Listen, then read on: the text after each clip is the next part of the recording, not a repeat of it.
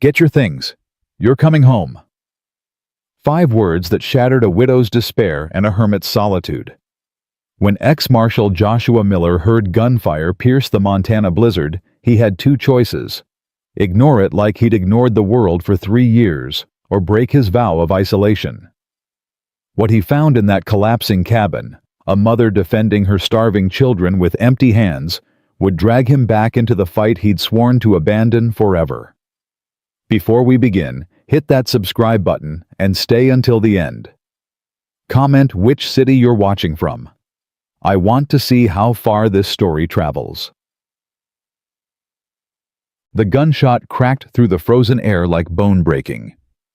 Joshua Miller's axe stopped mid-swing blade buried deep in pine. He stood there in his woodpile breath clouding white, listening to the silence that followed. Then another shot punched through the afternoon. Then shouting male voices rough with whiskey and entitlement. 3 years. 3 years of chopping wood and keeping his head down, and now this. He should walk away. That's what he did now. That's who he'd become. The third shot made him move. His rifle came off the cabin wall, and the weight of it settled into his hands like a piece of his soul he'd tried to bury. He moved through the snow with the practiced silence of a man who'd hunted worse than animals through worse than winter. The trees blurred past. His boots found solid ground by instinct.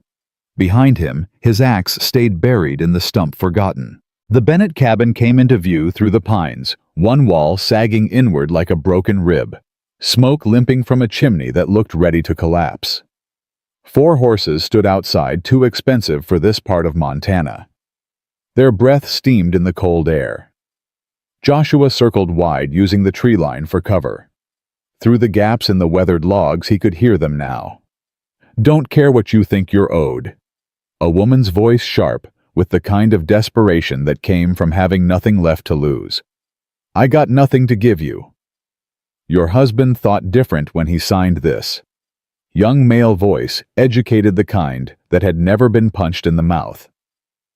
$200, Mrs. Bennett, due last November. He's dead. Thomas is dead, and you know it. Makes no difference to the debt. It passes to you. That's contract law. Joshua reached the north wall and pressed against it.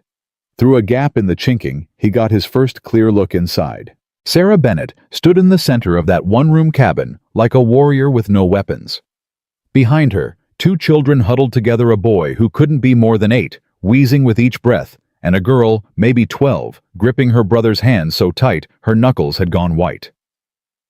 4 men crowded the small space. The speaker wore a coat that cost more than most families made in half a year. James Wallace. Joshua knew the name, even if he'd never spoken to the man. Banker's son. The kind who thought money made him bulletproof. Behind Wallace, 3 hired men with the dead eyes of people who'd stopped asking questions about right and wrong. "I'll give you 1 week, Wallace said, taking a step closer to Sarah. 1 week to find $200, or I take what's owed." "Take what?" Sarah's laugh came out like broken glass. "Look around you. I got a table with 3 legs and a roof that leaks when it rains." Wallace's smile never reached his eyes. "You got land. Half an acre. That'll cover the debt and interest." "This land's worthless. No water rights, no timber value." "Not my problem, Mrs. Bennett. That's business." Wallace turned toward his men. "Mark it down in the book. 1 week, or we file for seizure." That's when the boy coughed a wet, rattling sound that made Joshua's chest tighten like a fist was squeezing his lungs. The kid doubled over, fighting for air that wouldn't come. Sarah dropped to her knees beside him, one hand on his back. "Tommy, breathe for me, baby. Just breathe." "What's wrong with him?" one of the hired men asked, stepping back like the kid's suffering might be catching. "Asthma," Sarah said, still rubbing circles on the boy's back. "The cold makes it worse. Please, Mr. Wallace, just give me more time." 1 week. Wallace moved toward the door. Sarah did something then that made Joshua's finger find his trigger. She grabbed Wallace's boot with both hands. "Please." The word came out broken. "Please, he needs medicine. Doc Abernathy says there's a treatment from Denver that might help him breathe better, but it costs money I don't have.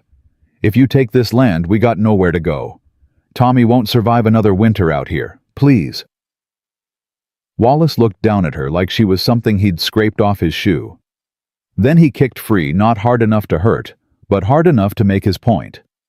Sarah sprawled backward on the dirt floor. The girl screamed. "Mama!" Joshua came through that door like Judgment Day, arriving early. The rifle appeared first barrel steady, pointing at the space between Wallace's eyes. 4 heads snapped around. 4 sets of eyes went wide. "Gentlemen," Joshua said, his voice quiet in a way that made it more dangerous. "The lady asked you to leave." Wallace recovered faster than Joshua expected. "Privilege did, that made you stupid and brave in equal measure." "This is private business, mister. You need to move along." "Can't do that." "Do you have any idea who my father is?" "Don't care who your father is. Don't care who you are. You're leaving. Only question left is whether you walk out or get carried." One of the hired men, the one with a scar across his jaw, let his hand drift toward his hip. Joshua's rifle shifted maybe 1 degree, just enough. "I wouldn't," Joshua said. "I'm old and my hands shake sometimes from an old war wound. Might miss what I'm aiming at. Might hit something you need, like your face." The hand froze. Wallace's cheeks flushed red. "You're making a serious mistake. My father is Judge Thaddeus Wallace. He owns half this county. You put that rifle down right now, or what?" Joshua took 1 step forward. In the small cabin, it was enough to make Wallace take 1 step back. "You'll write my name in your little book. You'll have your daddy come talk to me. Go ahead. But right now, I'm the one with the rifle, and you're the one who just kicked a woman in front of her children. So I'm going to ask one more time, real polite. Leave." The silence stretched. Tommy wheezed. Sarah stayed on the floor, one arm wrapped around her daughter. The stove crackled. Finally, Wallace laughed cold and sharp, the kind of laugh that promised future pain. All right, we're leaving." He looked past Joshua to Sarah. "1 week, Mrs. Bennett. When I come back, I'm bringing Sheriff Thompson and the paperwork. You can either pay what's owed, or you can watch us take this property. Your choice." He gestured to his men, and they filed out. Joshua stayed in the doorway, rifle ready, watching them mount their expensive horses. Watching them ride into the gray afternoon hoofbeats fading into the distance. He didn't move until the sound disappeared completely. Didn't lower the rifle until there was nothing but wind, and the boys labored breathing. Then he turned around. Sarah had pulled herself up, both children pressed against her sides. Her dress was dirty from the floor. Her hair had come loose from its pins. But her eyes were dry in that terrible way that meant she'd already cried herself empty.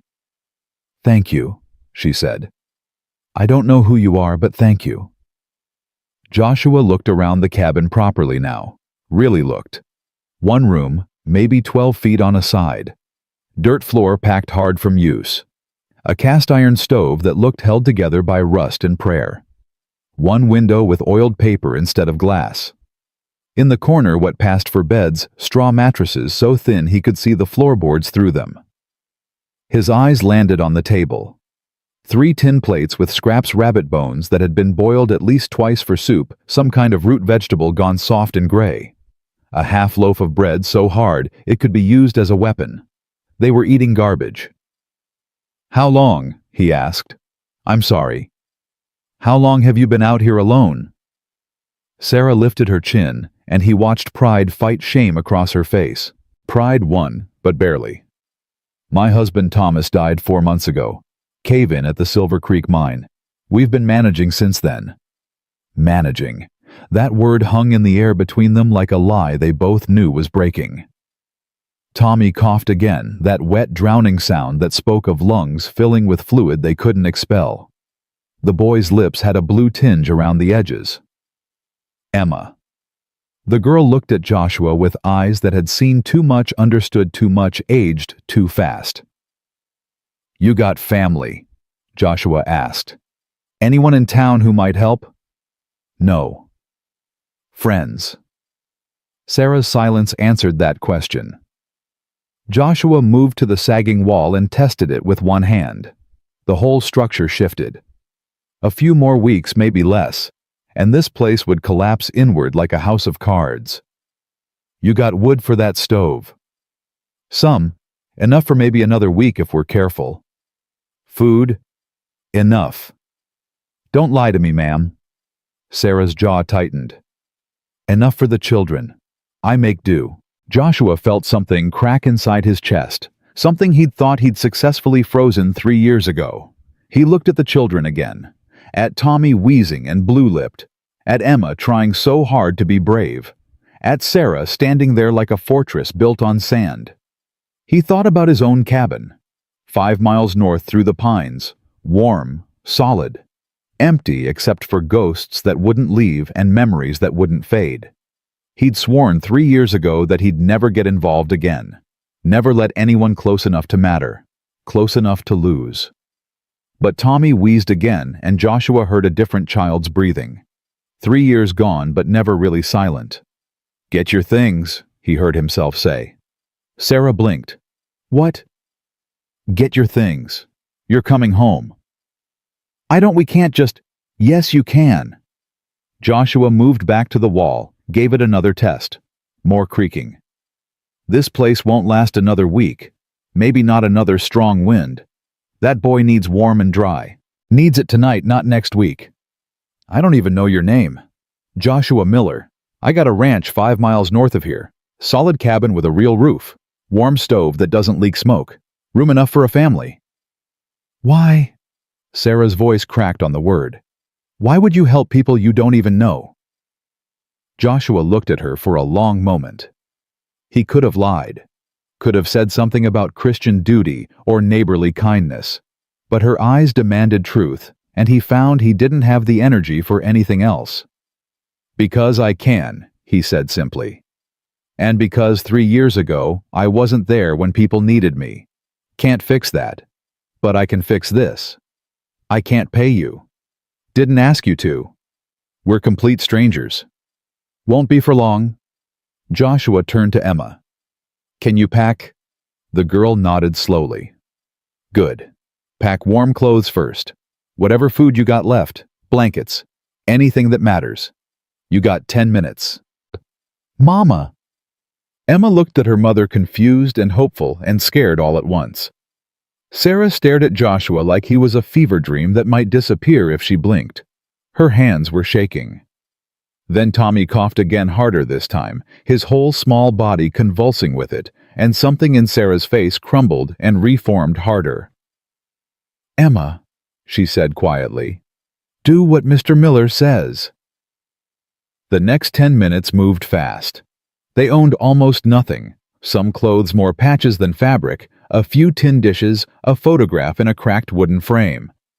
Sarah wrapped Tommy in every blanket they had, while Emma stuffed a flour sack with their possessions. The girl moved with surprising efficiency, making quick decisions about what mattered and what didn't. Joshua found himself watching them.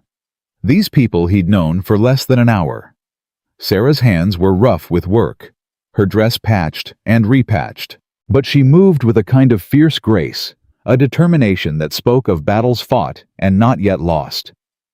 He checked the western horizon through the window. The sun was dropping fast, and with it went what little warmth the day had held. In the west, clouds were building dark and heavy, the kind that meant snow. Not the gentle kind, the killing kind. Storm's coming, he said. We need to move now. Sarah lifted Tommy into her arms. The boy had stopped wheezing, but Joshua knew that might be worse.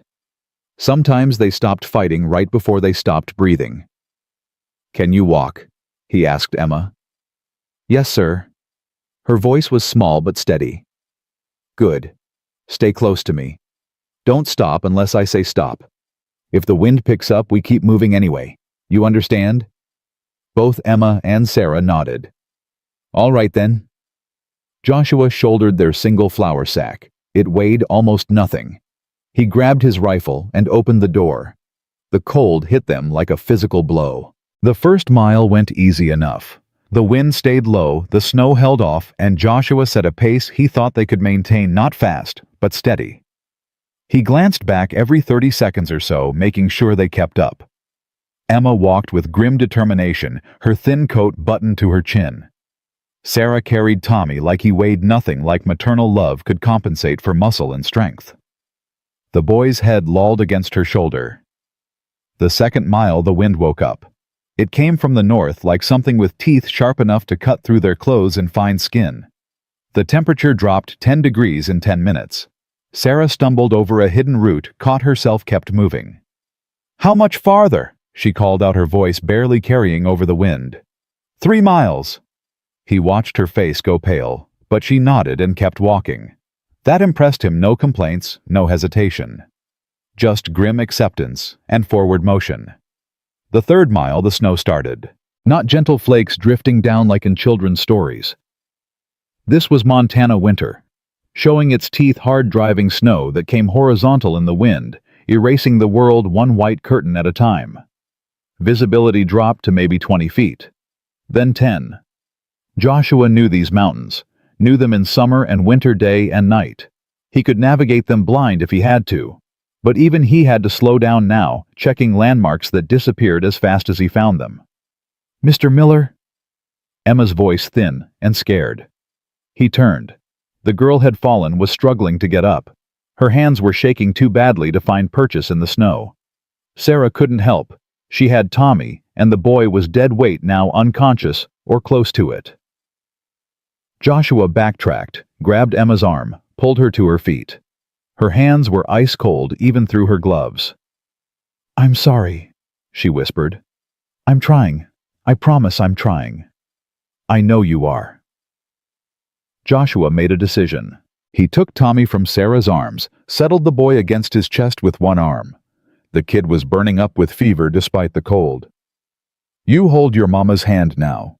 Both of you follow my footprints exactly. Step where I step. Don't go anywhere else.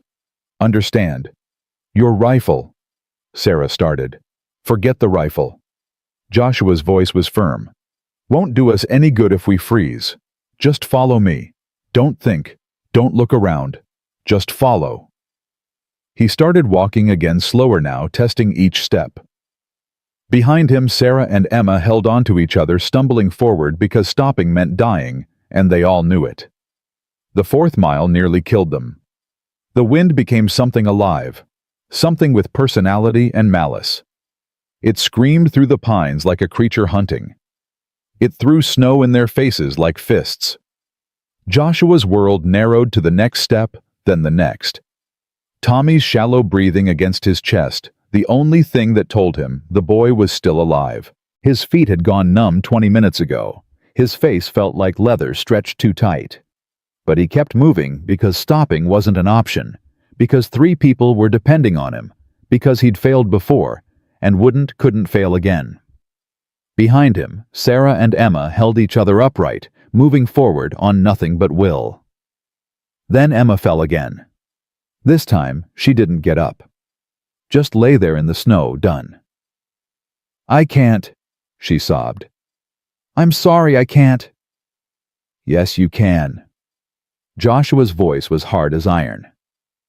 "Get up." "I can't feel my feet." "Don't need to feel them.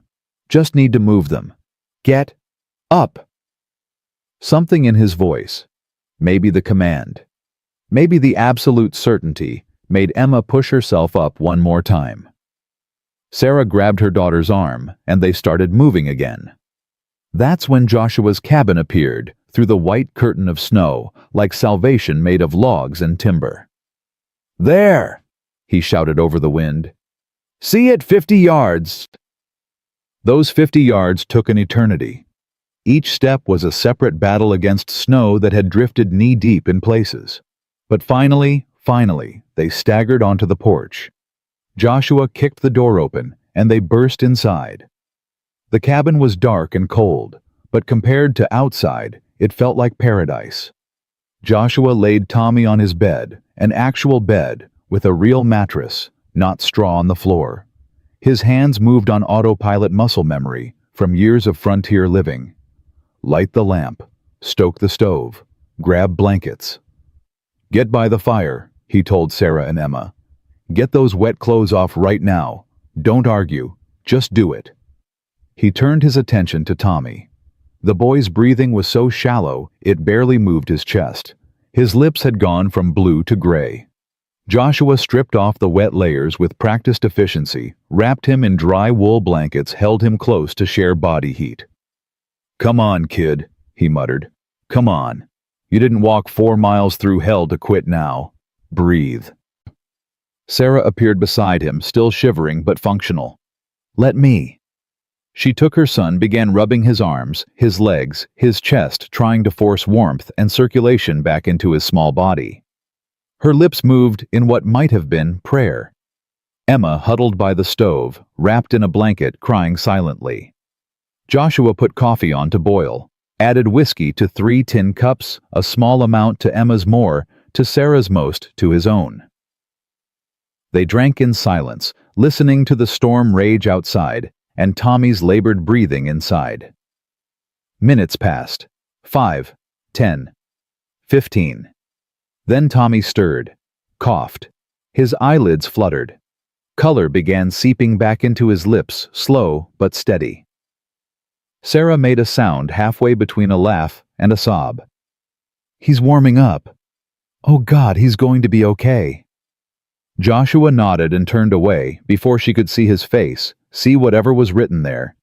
He busied himself at the stove, putting together a meal from what he had: salt pork beans, actual bread. Not much, but more than they'd seen in months, probably.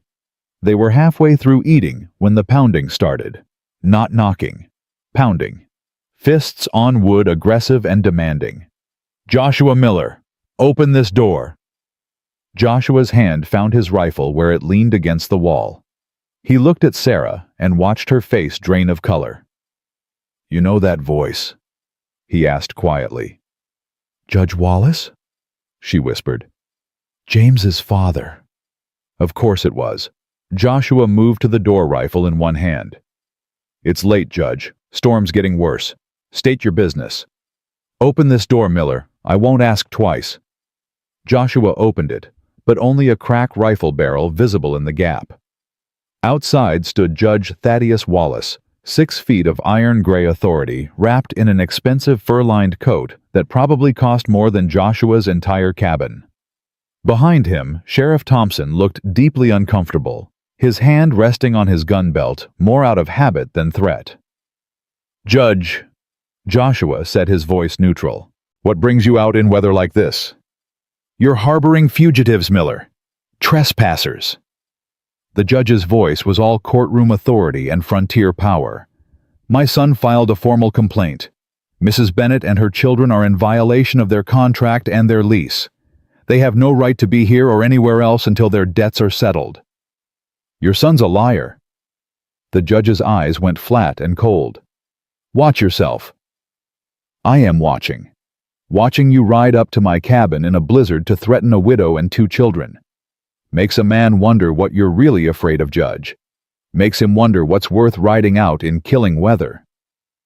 "The law?" "The law says a man can offer shelter to people in need. The law says children don't freeze to death over their father's debts. You want to discuss law? Judge, I'm happy to do that, but not tonight. Tonight these people are my guests and they're not going anywhere." Sheriff Thompson cleared his throat. "Maybe we should come back in the morning, Judge. This storm's getting worse and—" "Morning will be fine," Joshua interrupted. "Bring your paperwork. Bring your lawyers. Hell, bring your son if you want. But tonight these people stay here in the warm where they belong." Wallace stared at him for a long moment. "You're making a powerful enemy, Miller." "Made worse." Joshua kept his voice level, almost bored. "And I'm still standing. Good night, Judge." He closed the door, locked it with the iron bar, stood there listening until he heard horses leaving their hoofbeats muffled by snow. When he turned around, Sarah was standing in the middle of the room with Tommy in her arms, tears streaming down her face. "You shouldn't have done that," she said. "The Wallaces, they own half this county. The judge controls the courts. They'll destroy you for this. They'll take everything you have." Joshua shrugged. "Let them try." "Why?" Her voice broke. "Why would you risk everything for people you don't even know? For people you met 2 hours ago?" Joshua looked at Tommy, sleeping peaceful now in his mother's arms. Looked at Emma curled by the fire with eyes that were starting to trust him. Looked at Sarah, brave and broken, and still fighting. Because 3 years ago, he said quietly, I wasn't there when people needed me. I was chasing outlaws that didn't matter in the long run. Came home to find my wife and son dead from fever. No one there to help them. No one to fetch the doctor or bring medicine or just be there. He paused. I live with that every day. Every single day. So maybe I can't fix the past. Maybe I can't bring them back. But I can fix tonight. I can be here now. Sarah nodded slowly, wiping her eyes. What do we do in the morning when they come back? Morning, we figure out what Wallace really wants. Joshua moved to the window, stared out at the white darkness and the storm that showed no signs of stopping. Because men like him don't ride out in blizzards over $200 and a worthless half-acre. There's something else going on. Something bigger. Like what? Don't know yet. Joshua turned back to face her. But we're going to find out. Together. Sarah was quiet for a moment. Then, Mr. Miller. Joshua. Joshua. She said his name carefully like she was testing its weight. Have we met before? Something about you seems familiar. Joshua studied her face, really looked at her for the first time. Mid-30s, he guessed. Brown hair shot through with premature gray. Lines around her eyes from squinting into sun and worry. But there was something in the shape of her face, the way she held herself. Where you from originally? He asked. Pennsylvania. Little town outside Gettysburg. She shifted Tommy in her arms. I worked as a nurse during the war. Battlefield hospitals mostly after the fighting moved through. Joshua went very still. Gettysburg. Yes. Why? He moved to the mantel, pushed aside some dust, pulled down a small tin daguerreotype. Opened it. Looked at it for a long moment, before turning it around to show her.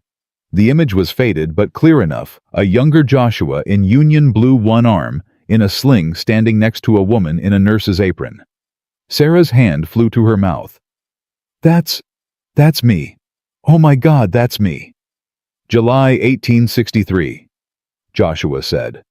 I took shrapnel in my shoulder. Field hospital. You worked on me for 3 days while I had fever. Kept telling me stories to keep me awake. Stories about wanting to go west after the war, wanting to see mountains. You said you were a marshal from Montana. Sarah's voice was barely a whisper. You promised if I ever made it west, you'd show me the Rockies. Promised a lot of things back then. Joshua set the daguerreotype back on the mantel. War changes people. Life changes them more. I looked for you, Sarah said. After the war, before I met Thomas. Wrote to the marshal's office in Helena. They said you'd resigned. No forwarding address. I resigned after my family died. Moved up here. Stopped answering letters. Stopped a lot of things. Sarah looked at him with new understanding. So that's why. That's why you helped us. Because of a promise made 22 years ago. No. Joshua's voice was firm. I helped you because it was right. Because you needed help and I could give it. The past. He gestured at the daguerreotype. The past just explains why it hurt so much to say yes. They stood there in silence for a moment, history settling between them like snow. Then Tommy coughed softer now, easier, and the spell broke. You should sleep, Joshua said. Take the bed with Tommy. Emma can have the cot by the fire. I'll take the floor. I can't take your bed. You can and you will. I've slept in worse places. He pulled blankets from a chest, started making a pallet on the floor. We got a hard day coming tomorrow. Whatever Wallace wants, he wants it bad. Bad enough to come out in a storm. That means we need to be ready. Sarah nodded slowly. She carried Tommy to the bed, tucked Emma onto the cot. Both children were already asleep, exhausted beyond measure. She stood there for a moment looking at Joshua in the lamplight. "Thank you," she said finally. "For everything. For saving us. For remembering." "Get some sleep, Sarah." She nodded and moved to the bed, lay down beside her son. Joshua stretched out on his floor pallet, staring at the ceiling. Outside, the storm howled. Inside, the fire crackled. And for the first time in 3 years, Joshua Miller's cabin held something other than ghosts and guilt. It held people worth protecting. People he'd already failed once 22 years ago by not answering that letter, by not being there when she came west. He wouldn't fail them again. Whatever Judge Wallace wanted, whatever game he was playing, Joshua would figure it out. And he'd stop it. Because that's what he did. That's what he'd always done before grief made him forget. He was a marshal. Maybe not officially anymore. But some things you didn't resign from. Some things were in your blood. Outside, the storm screamed its rage at the mountains. Inside, Joshua Miller closed his eyes and for the first time in 3 years slept without nightmares. Tomorrow, the real fight would begin.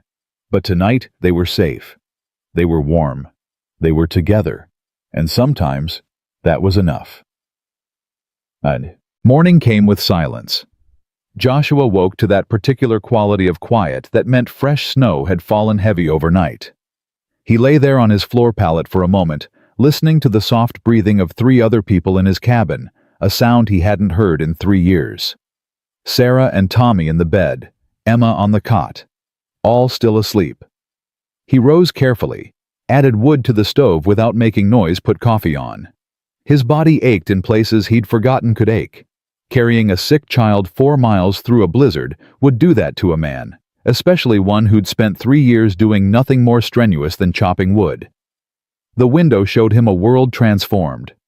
2 feet of fresh snow, maybe more. The sky had cleared to that hard blue that promised bitter cold. His woodpile was buried.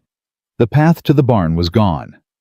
And coming up that vanished path, 3 horses moved through the deep snow. Judge Wallace, Sheriff Thompson, and a 3rd man. Joshua didn't recognize tall, thin, carrying a leather satchel. A lawyer, probably. Joshua had maybe 5 minutes before they reached the cabin. He moved to the bed, touched Sarah's shoulder gently. She woke instantly, the way people did when they'd spent months sleeping, light always listening for danger. "They're here," he said quietly. Sarah sat up, careful not to wake Tommy. "Already?" "3 of them. The judge, the sheriff, and someone else. Probably a lawyer." "What do we do?" "We listen. We stay calm. And we figure out what they really want." Joshua handed her a cup of coffee. "Get dressed. Wake Emma. I'll handle the door." 5 minutes later, the pounding came. Joshua opened it before they could knock a second time. The 3 men stood on his porch, snow to their knees, breath steaming. "Gentlemen," Joshua said, "coffee's on if you want it." Judge Wallace brushed past him without invitation, tracking snow across the floor. The sheriff followed, looking apologetic. The lawyer came last, wiping his spectacles. "Mrs. Bennett?" The judge's voice filled the small cabin. "I'm here in my official capacity as circuit judge to inform you that your lease on the Bennett property is hereby terminated due to non-payment of debts. You have until sundown to vacate these premises." "These aren't her premises," Joshua said. "This is my cabin. She's my guest. Guest or not, she's still in violation." The judge pulled a paper from his coat. "This is a writ of seizure for the Bennett property and all assets therein. Sheriff Thompson will execute it at noon today." Sarah stood beside the bed, one hand on Tommy's shoulder. The boy was awake now, watching with wide, frightened eyes. Emma pressed against her mother's other side. "There's nothing there to seize," Sarah said. "You've seen the cabin. It's falling apart. The land has no value." "The land has the value I assign it." The judge's smile was cold. "And I'm assigning it sufficient value to cover your late husband's debts." "This is about more than debt." Joshua stepped between the judge and Sarah. "What do you really want, Wallace?" "I want what's legally owed. You rode out in a blizzard last night for $200. Try again." The judge's eyes narrowed. Careful, Miller. I'm done being careful. You want that land for something. Something your son mentioned yesterday, probably. Something worth more than a widow's half-acre. The lawyer, a nervous man named Pemberton Joshua, would learn later, cleared his throat. The Northern Pacific Railroad has expressed interest in a route through this valley. The Bennett property sits on the proposed right-of-way. Judge Wallace, in his capacity as County Land Commissioner, is authorized to acquire necessary properties for public infrastructure. There it was. Joshua felt something click into place. Public infrastructure, he repeated. That's a fancy way of saying you're stealing her land to sell to the railroad. It's not stealing when it's legal, the judge said. Legal doesn't mean right. Right doesn't pay debts. The judge turned back to Sarah. You have until sundown, Mrs. Bennett. If you're not off that property by then, I'll have you arrested for trespassing. She won't be there, Joshua said. She'll be here. That's her choice. But the land is forfeit either way. The judge moved toward the door, then paused. One more thing, Miller. You posted yourself as guarantor for these people last night. That means if they cause any trouble, you're liable. Keep that in mind. The three men left horses struggling back through the snow. Joshua closed the door and turned to find Sarah staring at him. The railroad, she said. Thomas knew. That's why. She stopped, her face going pale. That's why what Sarah moved to the flour sack they'd brought last night, dug through it, pulled out a small leather journal. Her hands shook as she opened it. Thomas kept notes, she said. The last few months before he died. He said men were coming around the mine asking questions about land, offering money for properties. He thought something was wrong with the offers, they were too low, too aggressive. She flipped pages. He wrote it all down. Names, dates, amounts offered. Joshua took the journal, scanned the pages. Thomas Bennett had been thorough. 3 months of notes about railroad agents making low-ball offers for land. About miners who refused to sell, suddenly facing accidents or having their claims disputed. About a surveyor who disappeared after questioning the proposed route. Did your husband tell anyone about this? Joshua asked. He tried. He went to the sheriff first, but Thompson said it was civil matter, not criminal. Then he tried Judge Wallace. Sarah's voice broke. 2 days later, there was the cave-in. Thomas and 4 other men died. You think it wasn't an accident? I don't know what to think. Thomas was careful. He'd been mining for 15 years, and then suddenly... She wiped her eyes. Then suddenly I'm a widow with debts I didn't know existed, and men at my door demanding money I don't have. Joshua studied the journal. Something didn't fit. If the railroad wanted your land, why not just make you an offer? Why go through all this? Because there are 15 properties on that route, said a new voice from the doorway. They all turned. A man stood there, medium height, gray beard, holding a black medical bag. He'd come in so quietly none of them had heard. Doc Abernathy, Sarah said. How did you buy? Saw Wallace riding out at dawn, figured he was heading here. The doctor moved to the stove, poured himself coffee without asking. Mind if I check on the boy while we talk? Sarah nodded, and Doc Abernathy moved to Tommy, began a quick examination. The boy submitted quietly, used to doctors by now. You said 15 properties, Joshua prompted. That's right. The proposed railroad route cuts through 15 properties in this valley. Wallace and the railroad, they've got a deal. Wallace acquires the land cheap through foreclosure and legal manipulation, then sells it to the railroad at market rate. He keeps the difference. That's fraud, Joshua said. That's business. Doc Abernathy pressed his stethoscope to Tommy's chest. At least that's what they'll argue in court. And since Wallace controls the court, good luck proving otherwise. How do you know all this? Because I'm the one who stitched up the surveyor after Wallace's men beat him half to death and told him to leave town. Doc Abernathy straightened up. The boy's lungs sound better. Keep him warm and dry. That medicine from Denver, it costs $40. I can order it, but... Order it, Joshua said. I'll pay. Joshua, you can't. Sarah started. I can and I will. Order the medicine, Doc. Abernathy nodded slowly. All right. It'll take 2 weeks to arrive. Maybe 3 if the weather's bad. He closed his medical bag. You should know something else. Wallace isn't working alone. There's a railroad man in town, Marcus Brennan.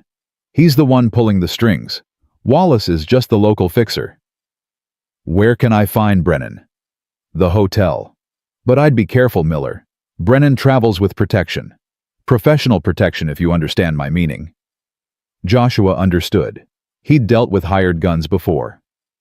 There's one more thing, Doc Abernathy said, moving toward the door. 3 other families on that railroad route. The Johnsons, the Krugers, and the Mendozas.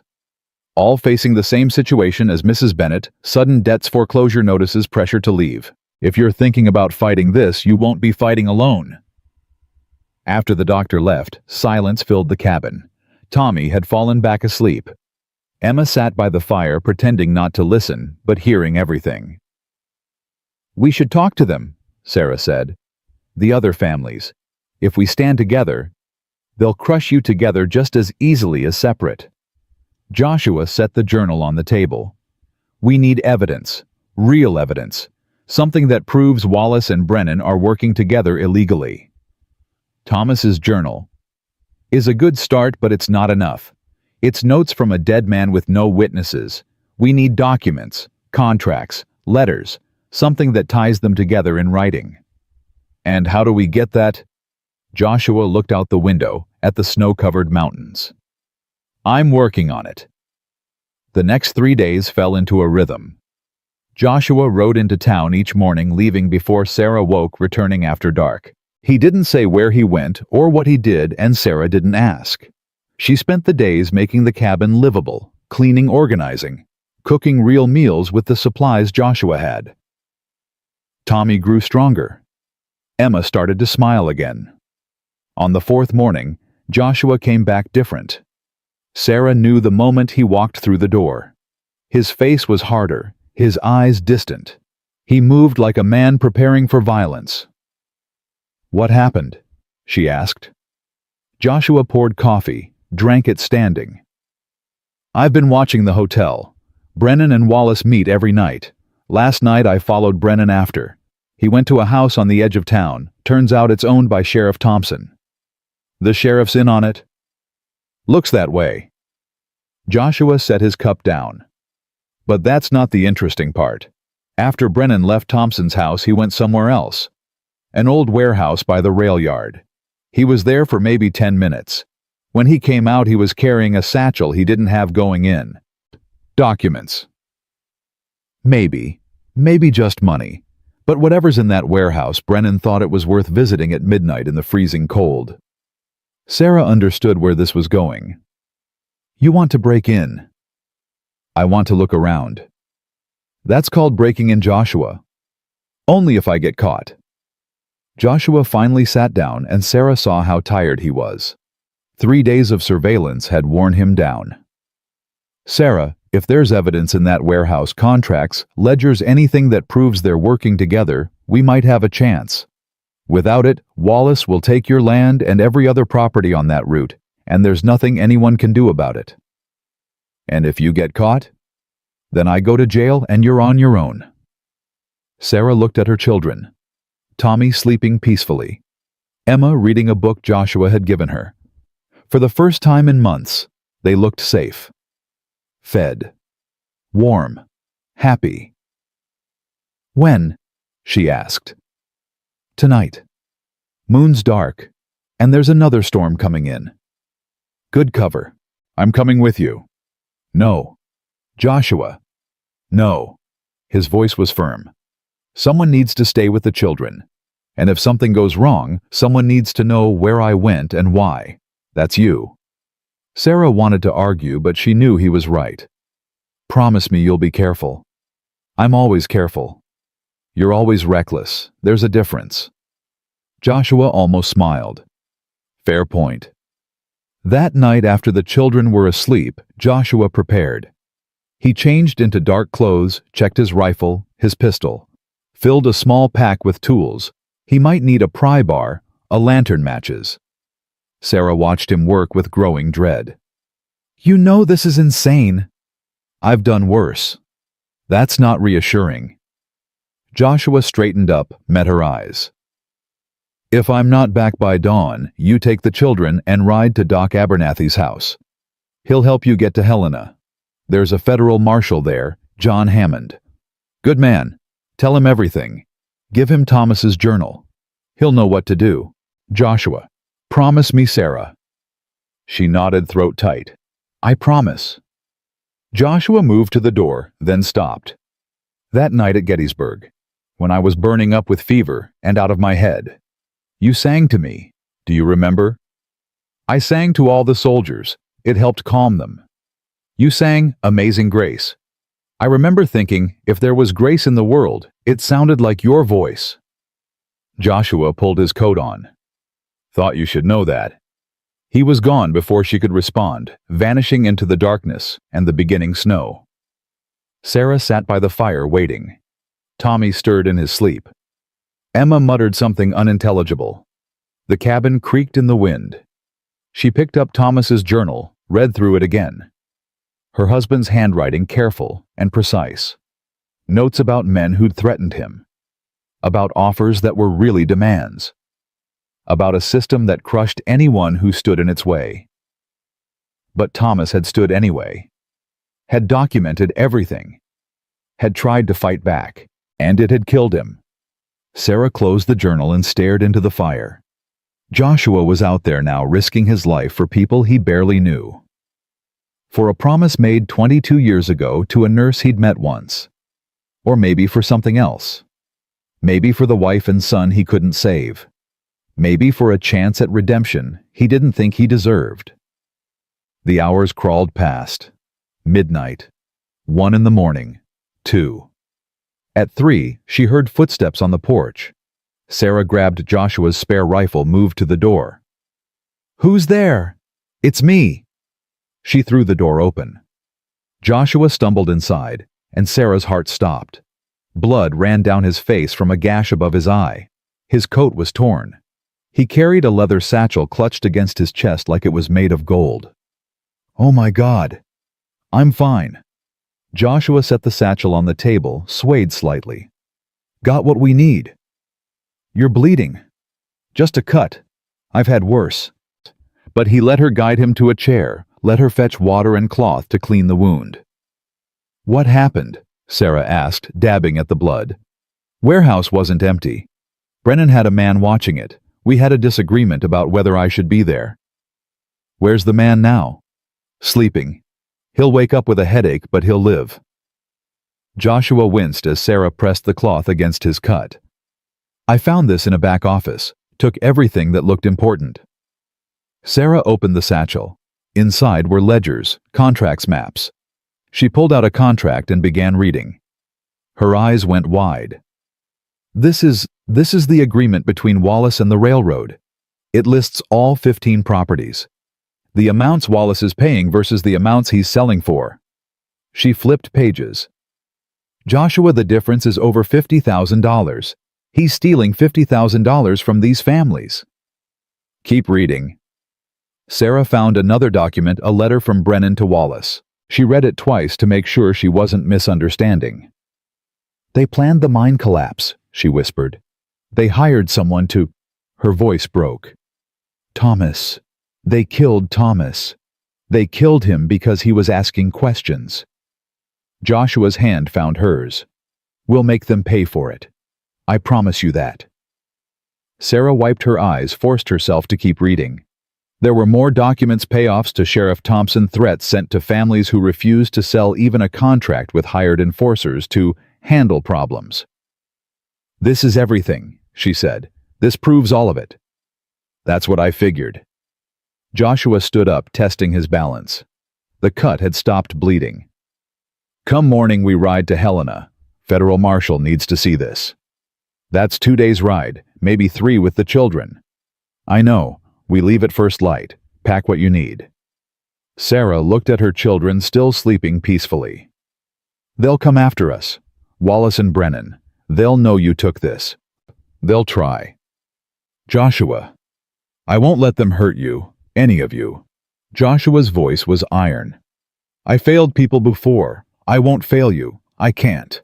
Sarah held his gaze for a long moment. Then she nodded and began packing. They left as the sun rose, 4 people on 3 horses, Joshua on his gelding with Tommy in front of him. Sarah and Emma together on one of the horses Joshua kept for emergencies. The satchel was strapped to Joshua's saddle, never more than arm's reach away.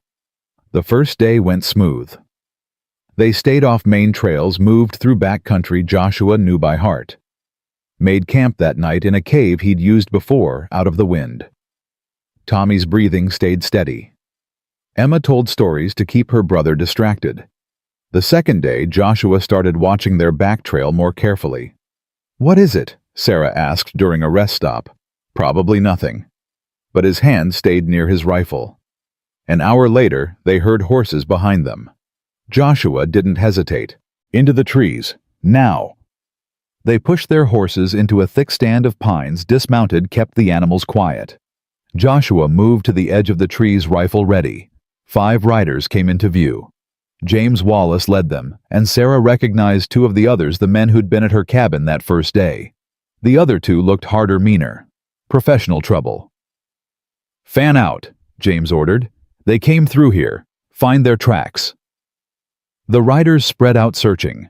One came within 20 feet of their hiding spot. Joshua's finger found his trigger, but the man turned away, kept searching. After 15 minutes, that felt like 15 hours, James called them back. "They're not here. Keep moving north. They're heading for Helena. We'll cut them off at Devil's Pass." The riders moved on, and Joshua waited another 10 minutes before relaxing. "They know where we're going," Sarah said. "They're guessing, but it's a good guess." Joshua helped her and Emma remount. Devil's Pass is the fastest route to Helena, but there are others. Slower routes. Much slower. Add another 2 days, maybe 3. Sarah looked at Tommy, already exhausted from 2 days of riding. "Can he make it?" "He'll have to." Joshua swung into his saddle. "Because if we go through Devil's Pass, we ride straight into an ambush. And I'm not that lucky or that good." They changed direction, heading east into rougher country. The terrain got steeper, the trails less defined. Snow was deeper here, slowing them down.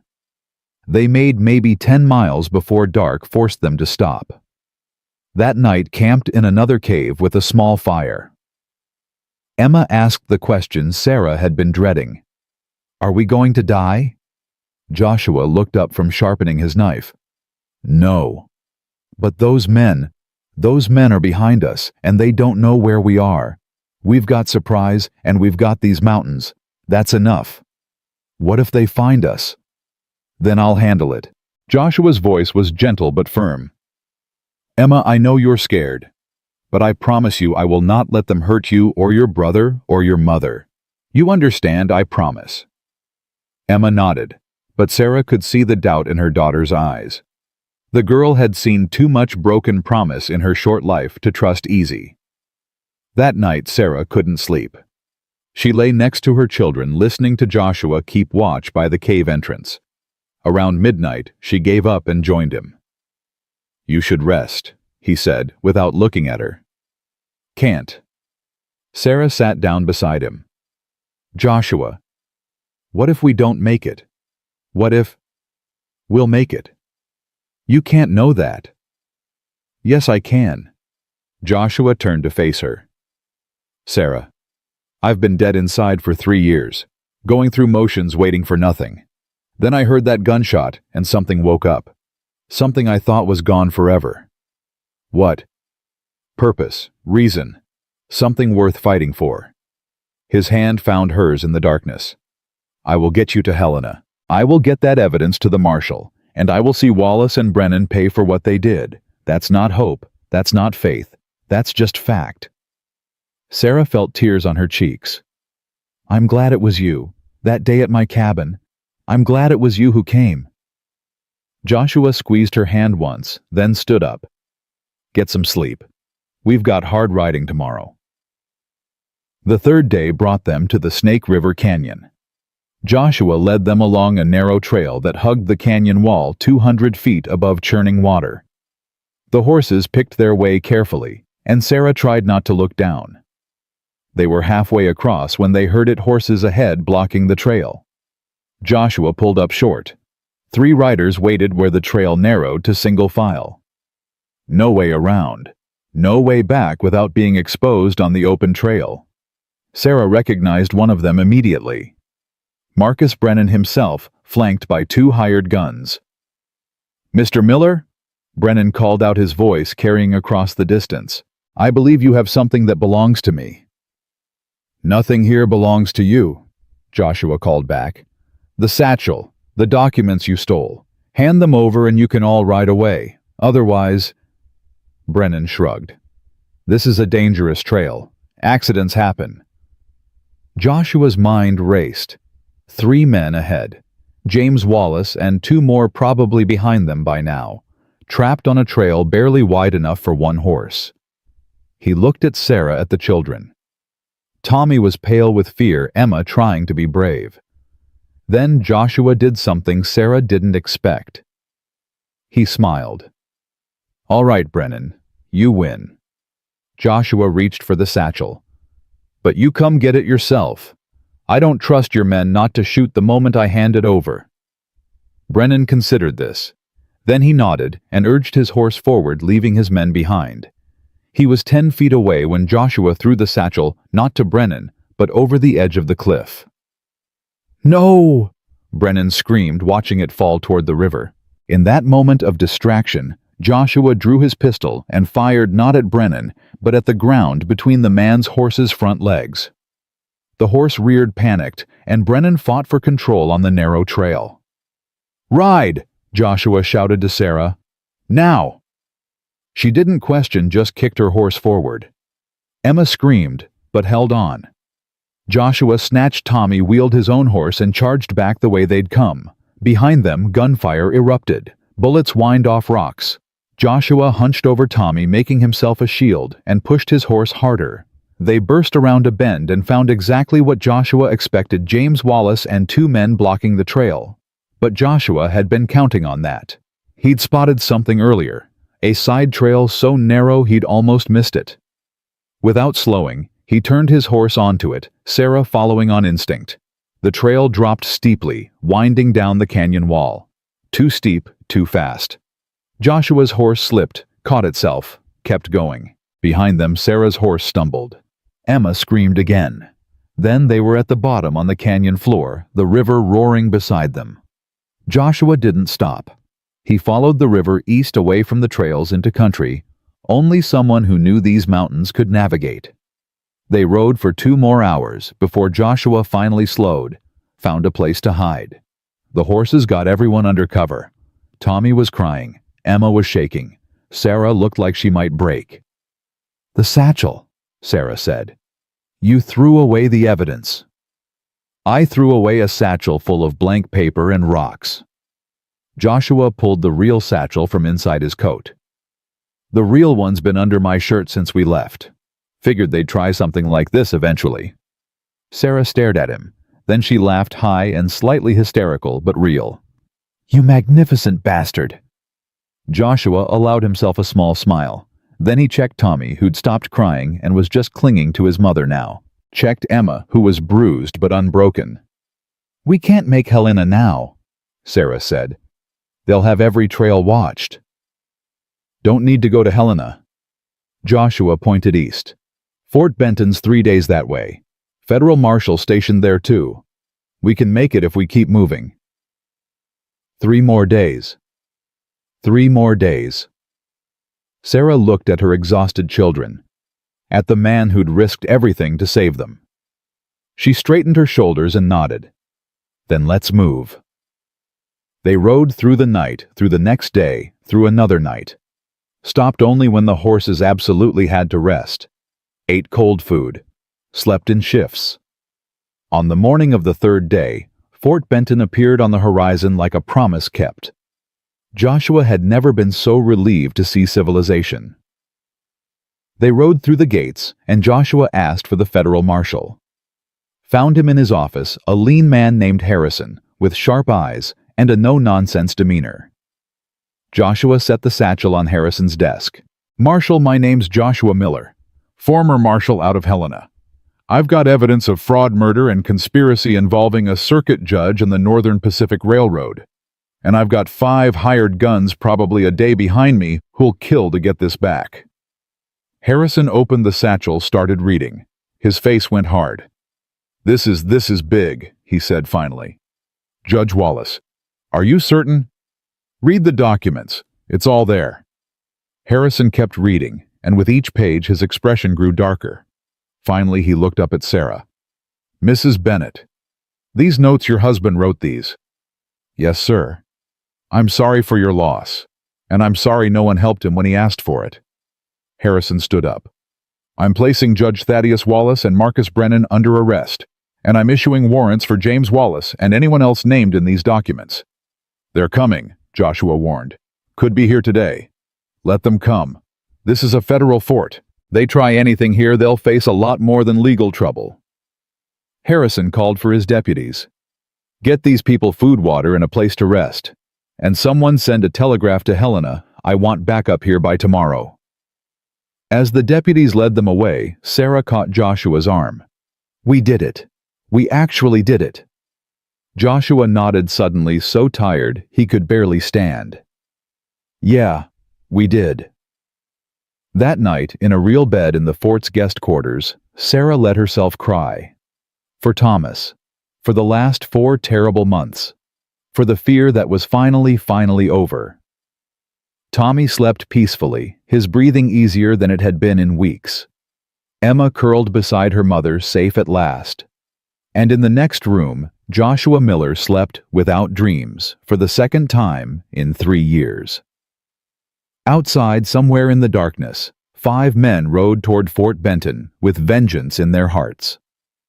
But inside the fort walls, 4 people who'd survived hell together finally rested. Tomorrow would bring new fights. Tomorrow would bring trials and testimony and justice. But tonight, they were safe. And sometimes that was enough.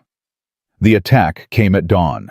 Joshua was already awake, standing at the window of the guest quarters, watching the sky turn from black to gray. He'd learned long ago that men who meant violence preferred the uncertain light of early morning, late enough to see early enough that most people were still sleeping. He saw them coming before the sentries did. 5 riders approaching the fort gates at a pace just slow enough to avoid immediate alarm, but fast enough to reach the walls before anyone could properly react. "Sarah," he said quietly, not turning from the window. "Get the children.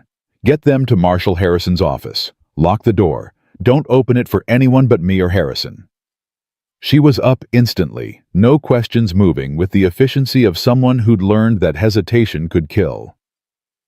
Emma woke silently, already reaching for Tommy. They'd all learned to move fast these past days. Joshua grabbed his rifle and was out the door before Sarah had Tommy fully dressed. He took the stairs 3 at a time, burst into the courtyard just as the riders reached the gates. "Close those gates," he shouted to the sentries. "Now!" But it was too late. The riders were already inside, and Joshua recognized James Wallace in the lead. The man's face was twisted with rage and something worse, desperation. A desperate man was more dangerous than an angry one. "Where's Miller?" James's voice carried across the courtyard. "Where's that bastard Miller?" "Right here." Joshua stepped into view, rifle held loose but ready. "You're inside a federal fort, Wallace. You and your men need to leave, now." "Not without those documents." James dismounted, his hand hovering near his pistol. "You stole property that belongs to my family." "I stole evidence of your crimes. There's a difference." Marshal Harrison emerged from his office, 3 deputies flanking him. "Mr. Wallace, you're under arrest. Conspiracy, fraud, and accessory to murder. Your father, too. Warrants were issued an hour ago." James laughed, a harsh, broken sound. "Warrants from who?" "Every judge in Montana Territory answers to my father. You think some federal marshal can touch us?" "I'm not asking." Harrison nodded to his deputies. "Take him." That's when everything went to hell. One of James's men drew and fired in the same motion. The bullet caught a deputy in the shoulder, spun him around. Joshua's rifle came up automatically, training taking over. He fired once, twice. Two of James's hired guns went down. The courtyard erupted into chaos. Soldiers poured from the barracks. More gunfire. Someone screaming. Joshua lost sight of James in the confusion, pressed himself against a wall, tried to get a clear shot at anything that mattered. Then he saw Sarah. She was in the doorway of Harrison's office, frozen with fear, Tommy in her arms. Emma stood beside her, eyes wide with terror. They were completely exposed, and one of James's men had seen them. The gunman raised his pistol, aimed at Sarah, and Joshua didn't think. He just moved. He crossed 15 feet in maybe 2 seconds, slammed into Sarah, and the children drove them back through the doorway just as the bullet hit the doorframe where Sarah's head had been. Wood exploded into splinters. "Stay down." Joshua threw himself back out into the courtyard, brought his rifle up, found the gunman who'd shot at Sarah, fired. The man dropped, but James was gone, vanished in the chaos like smoke. The gunfight lasted maybe 3 minutes total, but it felt like hours. When the smoke cleared, 3 of James's men were dead or dying. The 4th had surrendered, but James himself had disappeared. "Spread out," Harrison ordered his men. "Find him. Lock down the fort." Joshua moved back to the office where Sarah huddled with the children. She was shaking, holding Tommy so tight the boy could barely breathe. "Are you hurt?" Joshua knelt beside them, checking for wounds even as he asked. No, we're..." Sarah's voice broke. "He tried to kill us. He looked right at me and tried to kill us." "I know." Joshua's hands were steady as he checked Emma, then Tommy. "No injuries. Just fear." "But he failed. You're safe." "Are we?" Sarah looked at him with eyes that had seen too much. "Are we really safe, Joshua? Or is this just going to keep happening?" Joshua had no good answer for that. So he just pulled her close, let her cry against his shoulder, while Emma held Tommy and Harrison's men, searched the fort for a man who'd already escaped. They found James's horse an hour later, hidden behind the stables. He'd fled on foot into the surrounding wilderness.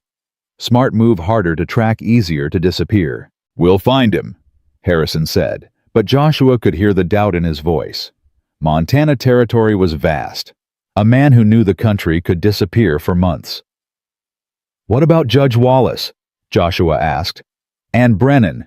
Already sent men to arrest them both. They should be in custody by noon." Harrison rubbed his face, suddenly looking exhausted. "This is going to be the biggest trial Montana's seen in 20 years. Federal prosecutors are already on their way from Washington. They want to make an example." "Good." Sarah had composed herself, though her eyes were still red. "They should pay for what they did. All of them." But paying for crimes meant a trial, and a trial meant testimony, and testimony meant staying in Montana territory until it was over. Could be months. Could be longer. That night, after the children were finally asleep, Sarah found Joshua on the roof of the barracks. He'd taken to keeping watch from up there, rifle across his lap, eyes scanning the darkness beyond the fort walls. "You can't stay up here forever," she said, climbing up to sit beside him. "Can until James is caught. Harrison says that could take weeks." "Then I'll be up here weeks." Sarah was quiet for a moment, looking out at the same darkness he watched. "Back at Gettysburg, after you were well enough to leave the hospital, you told me something. Do you remember?" "I told you a lot of things. I was half crazy with fever.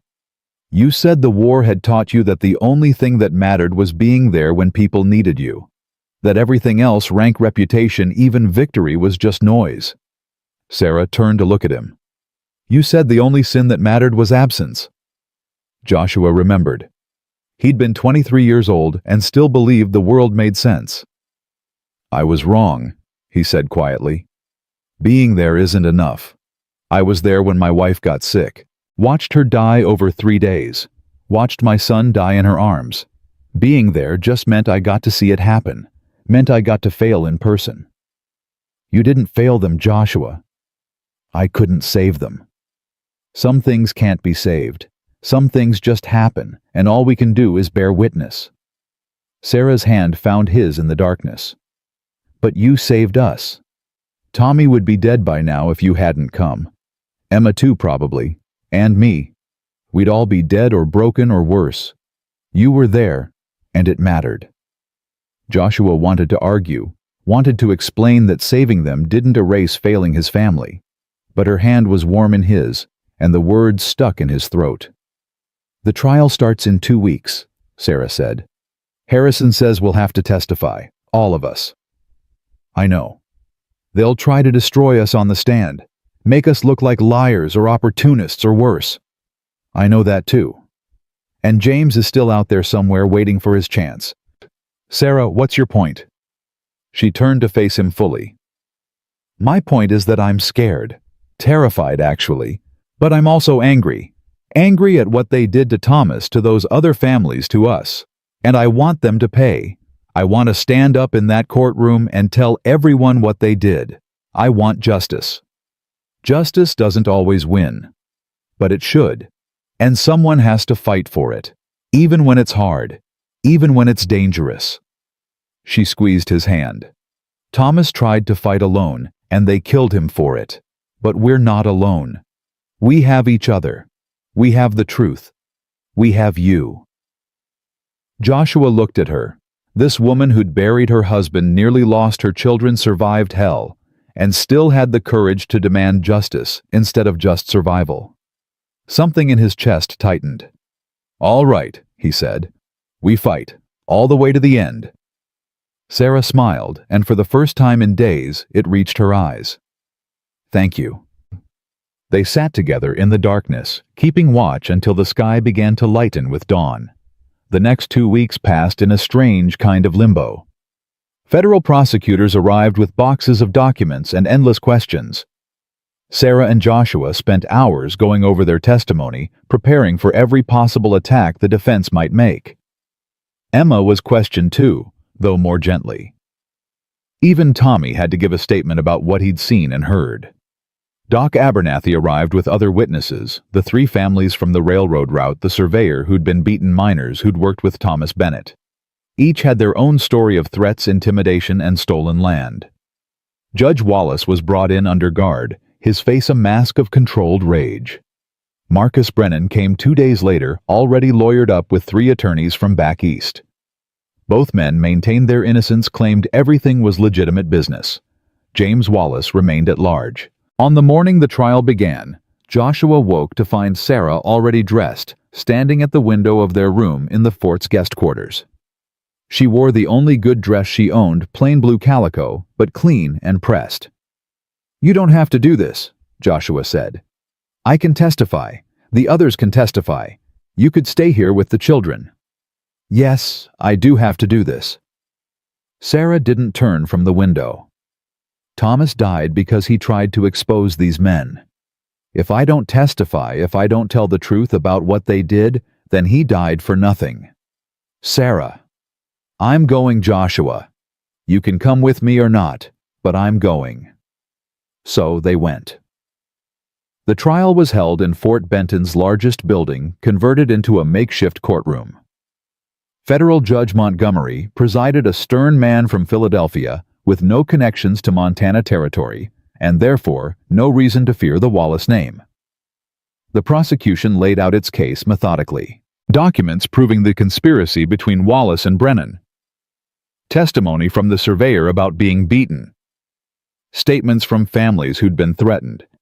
Thomas Bennett's journal read aloud in court, each entry another nail in the coffin. Then it was Sarah's turn to testify. Joshua watched her take the stand, watched her place her hand on the Bible and swear to tell the truth. She looked small up there, fragile. But when she began speaking, her voice was steady.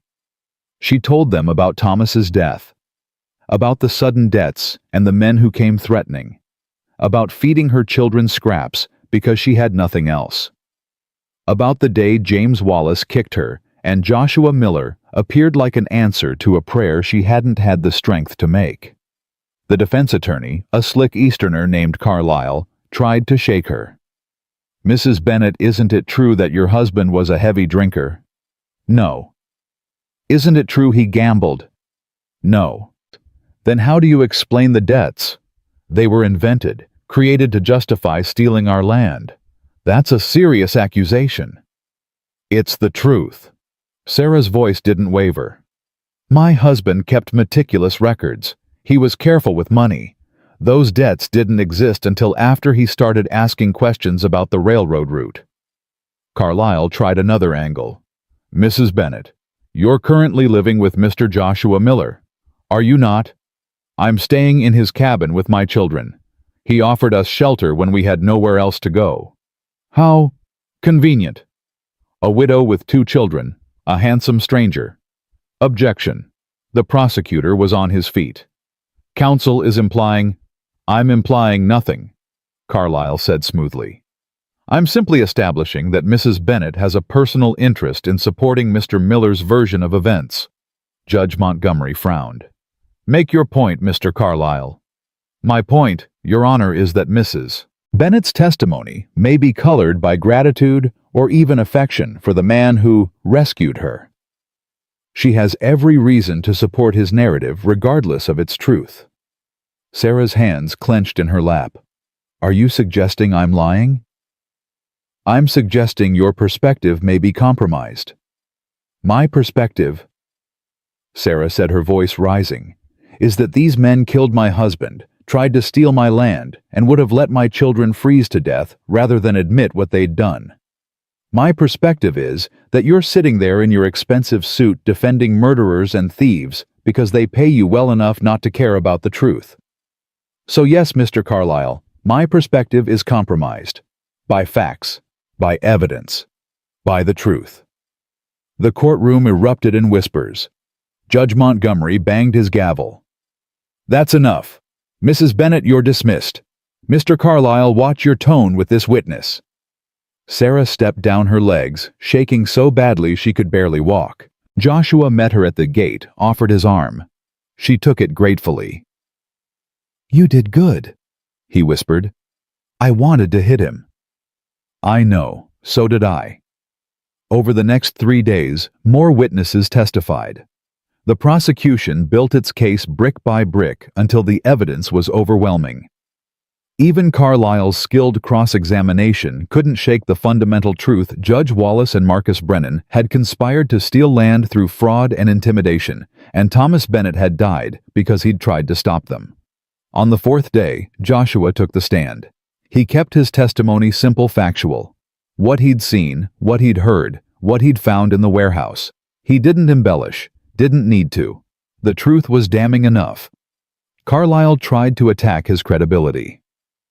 "Mr. Miller, you were a marshal once. Why did you resign?" "Personal reasons." "Can you be more specific?" "No." "Isn't it true you resigned under suspicion of dereliction of duty?" Joshua's jaw tightened. "I resigned because my family died while I was working. I couldn't do the job anymore. Nothing was ever proven because there was nothing to prove." "Yet you abandoned your post." "I resigned properly through the appropriate channels. My resignation was accepted. There was no investigation, no charges. You're implying something that doesn't exist." Carlyle changed tactics. "Mr. Miller, you've developed quite a close relationship with Mrs. Bennet, haven't you?" "I offered her and her children shelter. That's all." "That's all you've been living together for nearly a month now." "In separate rooms with her children present. What exactly are you suggesting?"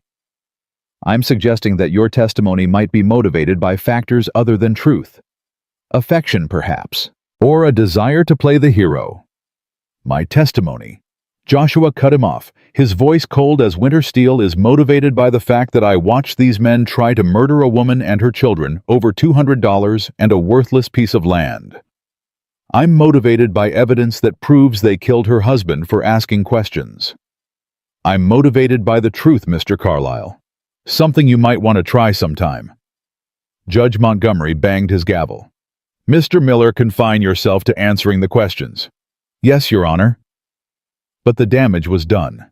The jury had seen Joshua's anger, his passion, and they'd seen that it came from conviction, not calculation. On the fifth day, Emma Bennett testified. She was so small in the witness chair, her feet barely touching the floor. But when the prosecutor asked her what she remembered, she spoke clearly. "They came to our cabin. Mr. James Wallace and his men. They said we owed money. Mama said we didn't have any money. Mr. Wallace kicked her. She fell down. I thought he was going to hurt her more." Emma's voice wavered, but didn't break. "Then Mr. Miller came. He had a rifle. He told them to leave. They left." Carlyle didn't cross-examine. Even he wasn't willing to attack a 12-year-old girl in open court. The defense's case was weak. They called character witnesses for Judge Wallace, local businessmen, attorneys, politicians. All testified to his integrity, his service to the community.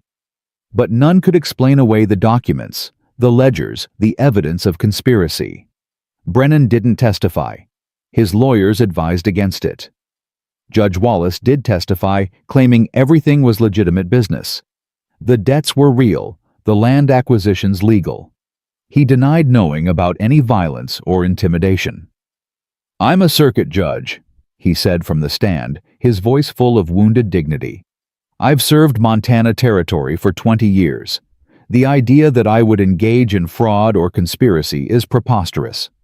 But the prosecutor destroyed him on cross-examination, going through the documents line by line, showing payments from Brennan, showing the discrepancy between what he paid families and what he charged the railroad, showing letters that proved he knew exactly what was happening.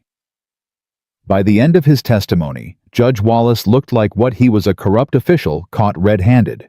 The trial lasted 2 weeks. The jury deliberated for 6 hours. Guilty on all counts. Judge Thaddeus Wallace and Marcus Brennan were convicted of conspiracy fraud and accessory to murder. They would face federal prison probably for the rest of their lives.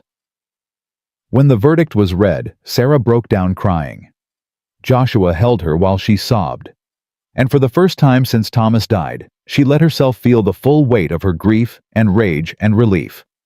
Outside the courthouse, a crowd had gathered. The other families from the railroad route, townspeople who'd watched the Wallace family abuse their power for years, reporters from Denver and San Francisco who'd come to cover the trial. Doc Abernathy pushed through the crowd to shake Joshua's hand. "You did it, Miller. You actually did it." "We did it," Joshua corrected. "All of us." Marshal Harrison appeared with news. "The railroad's withdrawing from the route. Too much bad publicity. They're going to build further south instead. And the territorial governor has invalidated all of Wallace's land seizures. The families can go home. The properties are theirs again." Sarah looked up at Joshua, tears still streaming. "We can go home." But before anyone could respond, a shot rang out. Joshua felt the bullet before he heard it, a white-hot burn across his ribs. He staggered, caught himself against a post. Around him, people screamed and scattered. "Shoot her!" someone yelled. On the roof. Marshal Harrison was already moving, drawing his pistol, shouting orders. Joshua looked up and saw James Wallace silhouetted against the sky, rifle in hand, chambering another round. Time seemed to slow. Joshua saw James aim again, not at him this time, but at Sarah. Saw the man's finger tighten on the trigger. Saw certain death a split second away. Joshua moved without thinking. He threw himself in front of Sarah, drove her to the ground as the second shot rang out. Felt the impact in his left shoulder, felt his arm go numb. Then Harrison's men were firing back, and James Wallace fell from the roof like a puppet with cut strings. Joshua lay on the ground, blood spreading across his shirt. Sarah screaming his name. The world was spinning, going gray at the edges. He tried to tell her he was fine, tried to say it was just a scratch, but the words wouldn't come. Doc Abernathy's face appeared above him. "Someone get me inside. I need a clean room and my bag. Move." They carried Joshua into the nearest building, the general store, and cleared a table. Doc Abernathy cut away his shirt, assessed the damage. Through and through on the ribs, just a graze. The shoulders worse, bullets still in there. I need to operate. Sarah, I need you to hold him down. I'm fine, Joshua managed to say. You're not fine. You've been shot twice. Be quiet and let me work. The next hour was pain and chaos. Doc dug the bullet out while Joshua bit down on leather and tried not to scream. Sarah held his hand so tight he thought his fingers might break. Emma stood in the corner, white-faced and silent. Tommy had been taken outside, spared from seeing this. Finally, Doc straightened up. Got it. He'll live, but he needs rest. No riding, no fighting, no heroics for at least a month. Understand, Miller? Joshua nodded weakly. I mean it. You tear these stitches, you'll bleed out before anyone can help you. I understand. Doc Abernathy cleaned up, packed his bag. James Wallace is dead. Broke his neck in the fall. It's over, Joshua. It's finally over. But Joshua barely heard him. He was looking at Sarah, at the tears streaming down her face, at the way she held his hand like letting go might kill him. You jumped in front of me, she said. You could have died. Couldn't let him shoot you. You idiot, you absolute idiot. She was crying and laughing at the same time. You could have died. But I didn't. Joshua managed a weak smile. Told you I wouldn't fail you. Sarah leaned down and kissed his forehead. You never did. Not once. They kept Joshua in Fort Benton for 3 weeks while he healed. Sarah stayed with him, sleeping in a chair beside his bed, changing his bandages, forcing him to eat, even when he wasn't hungry. Emma read to him books she found in the fort's small library. Tommy drew pictures of horses and mountains, and gave them to Joshua like treasures. Slowly the pain faded. The wounds began to heal. Joshua's strength returned. On a clear morning in late spring, Doc Abernathy finally pronounced him fit to travel. You'll have scars, Doc said, examining the shoulder wound one last time. And that shoulder might ache when it rains. But you'll live. Good enough. They packed what little they had. The territorial governor had sent a letter with official apologies and a payment compensation for what they'd endured. It wasn't much, but it was enough to start over. Marshal Harrison saw them off at the gates. You ever want your badge back, Miller, you let me know. Montana could use more lawmen like you. I'm done with that life, Joshua said. Time for something different. They rode out of Fort Benton on a morning bright with promise. 4 people who'd survived hell together heading home to a ranch in the mountains. Sarah and Emma on one horse, Joshua and Tommy on another. The mountains rose ahead of them, snow-capped and eternal. What happens now? Emma asked as they rode. Joshua looked at Sarah, saw her smile, and felt something in his chest finally unknot something that had been tight for 3 years. Now we build something new, he said. Now we live. And for the first time in longer than he could remember, Joshua Miller believed it. The ranch looked different when they returned. Spring had come to the mountains while they'd been gone, melting the snow and turning everything green. Joshua's cabin stood solid against the tree-lined smoke rising from the chimney. Someone had kept the fire going in their absence. They found out who when Doc Abernathy emerged from the door, wiping his hands on a towel. Figured you'd be back eventually, Doc said, grinning. Been keeping the place warm. Hope you don't mind. Mind? Joshua dismounted carefully, his shoulders still tender. I'm grateful. Well, you've got more to be grateful for. Come see. Doc led them around back, and Joshua stopped in his tracks. His small ranch had transformed. New fences marked out pastures. A chicken coop stood where there'd been nothing before. Someone had repaired the barn roof and added a lean-to for storage. 3 horses grazed in the field, not Joshua's horses, but healthy animals that looked ready for work. What is all this? Sarah asked Tommy, still in her arms. The other families from the railroad route, Doc explained. The Johnsons, the Krugers, the Mendozas. Once they got their land back, they wanted to do something for you, for both of you. So they've been coming by in shifts fixing things up. Building. Preparing. Preparing for what? Joshua's voice was rough with emotion he couldn't quite name. For what comes next? Doc pulled a folded paper from his pocket. This came from the territorial governor, official grant. He's opening up the land that was supposed to go to the railroad, all 15 properties, plus the connecting parcels. Any family willing to work it can claim 160 acres, free and clear. Sarah's hand found Joshua's.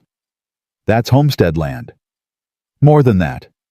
It's a chance to build something real, a community. Town maybe if enough people come. Doc looked at them both. Governor wants you two to oversee it. Says Montana needs more people who'll fight for what's right instead of just what's profitable.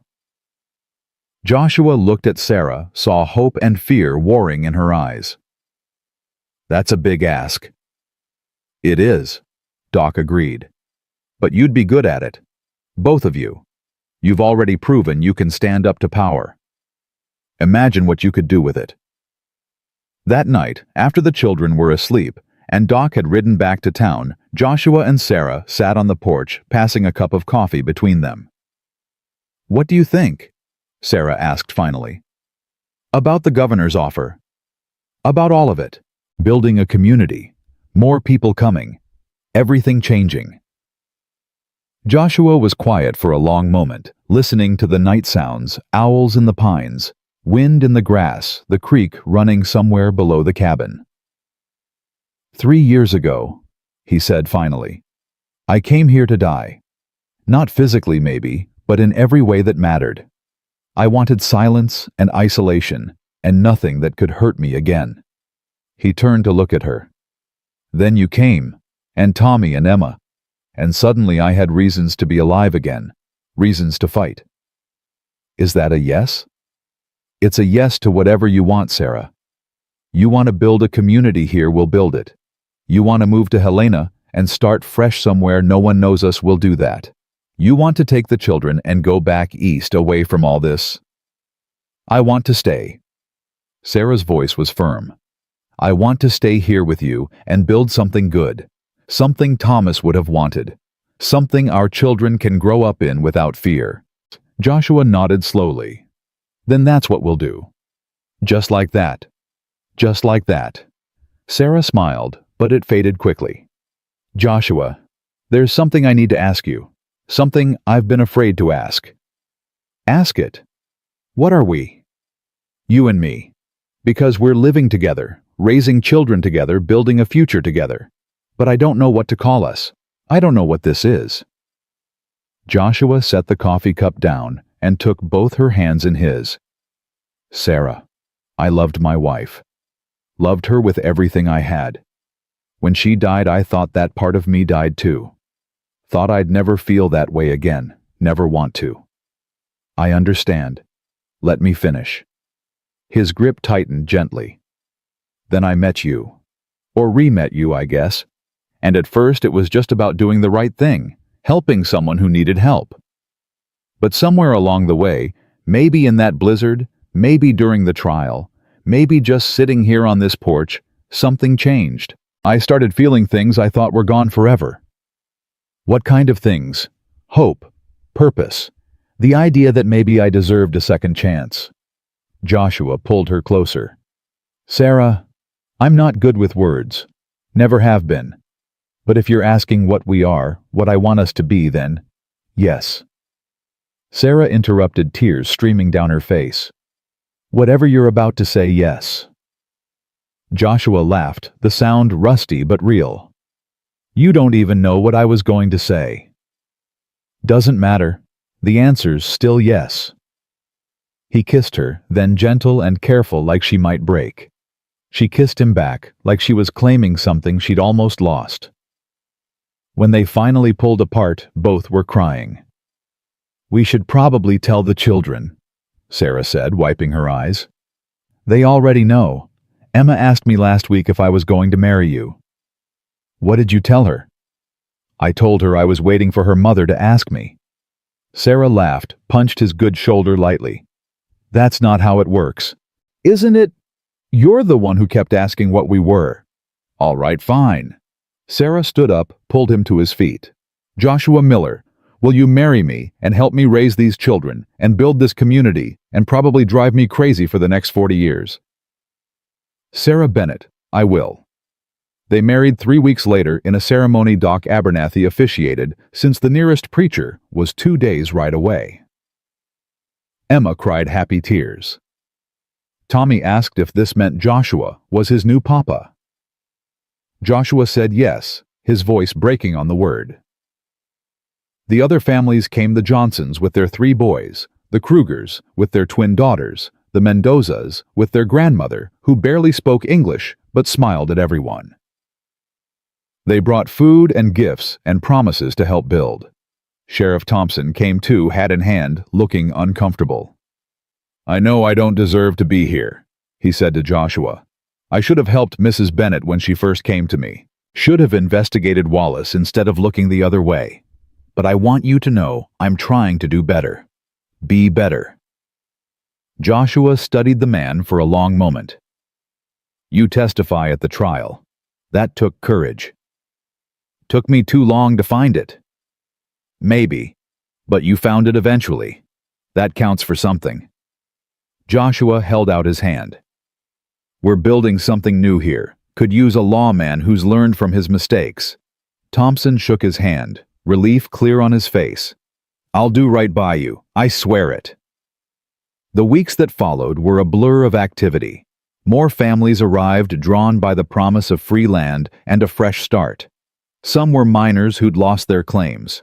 Others were farmers fleeing drought in Kansas. A few were simply drifters looking for a place to belong.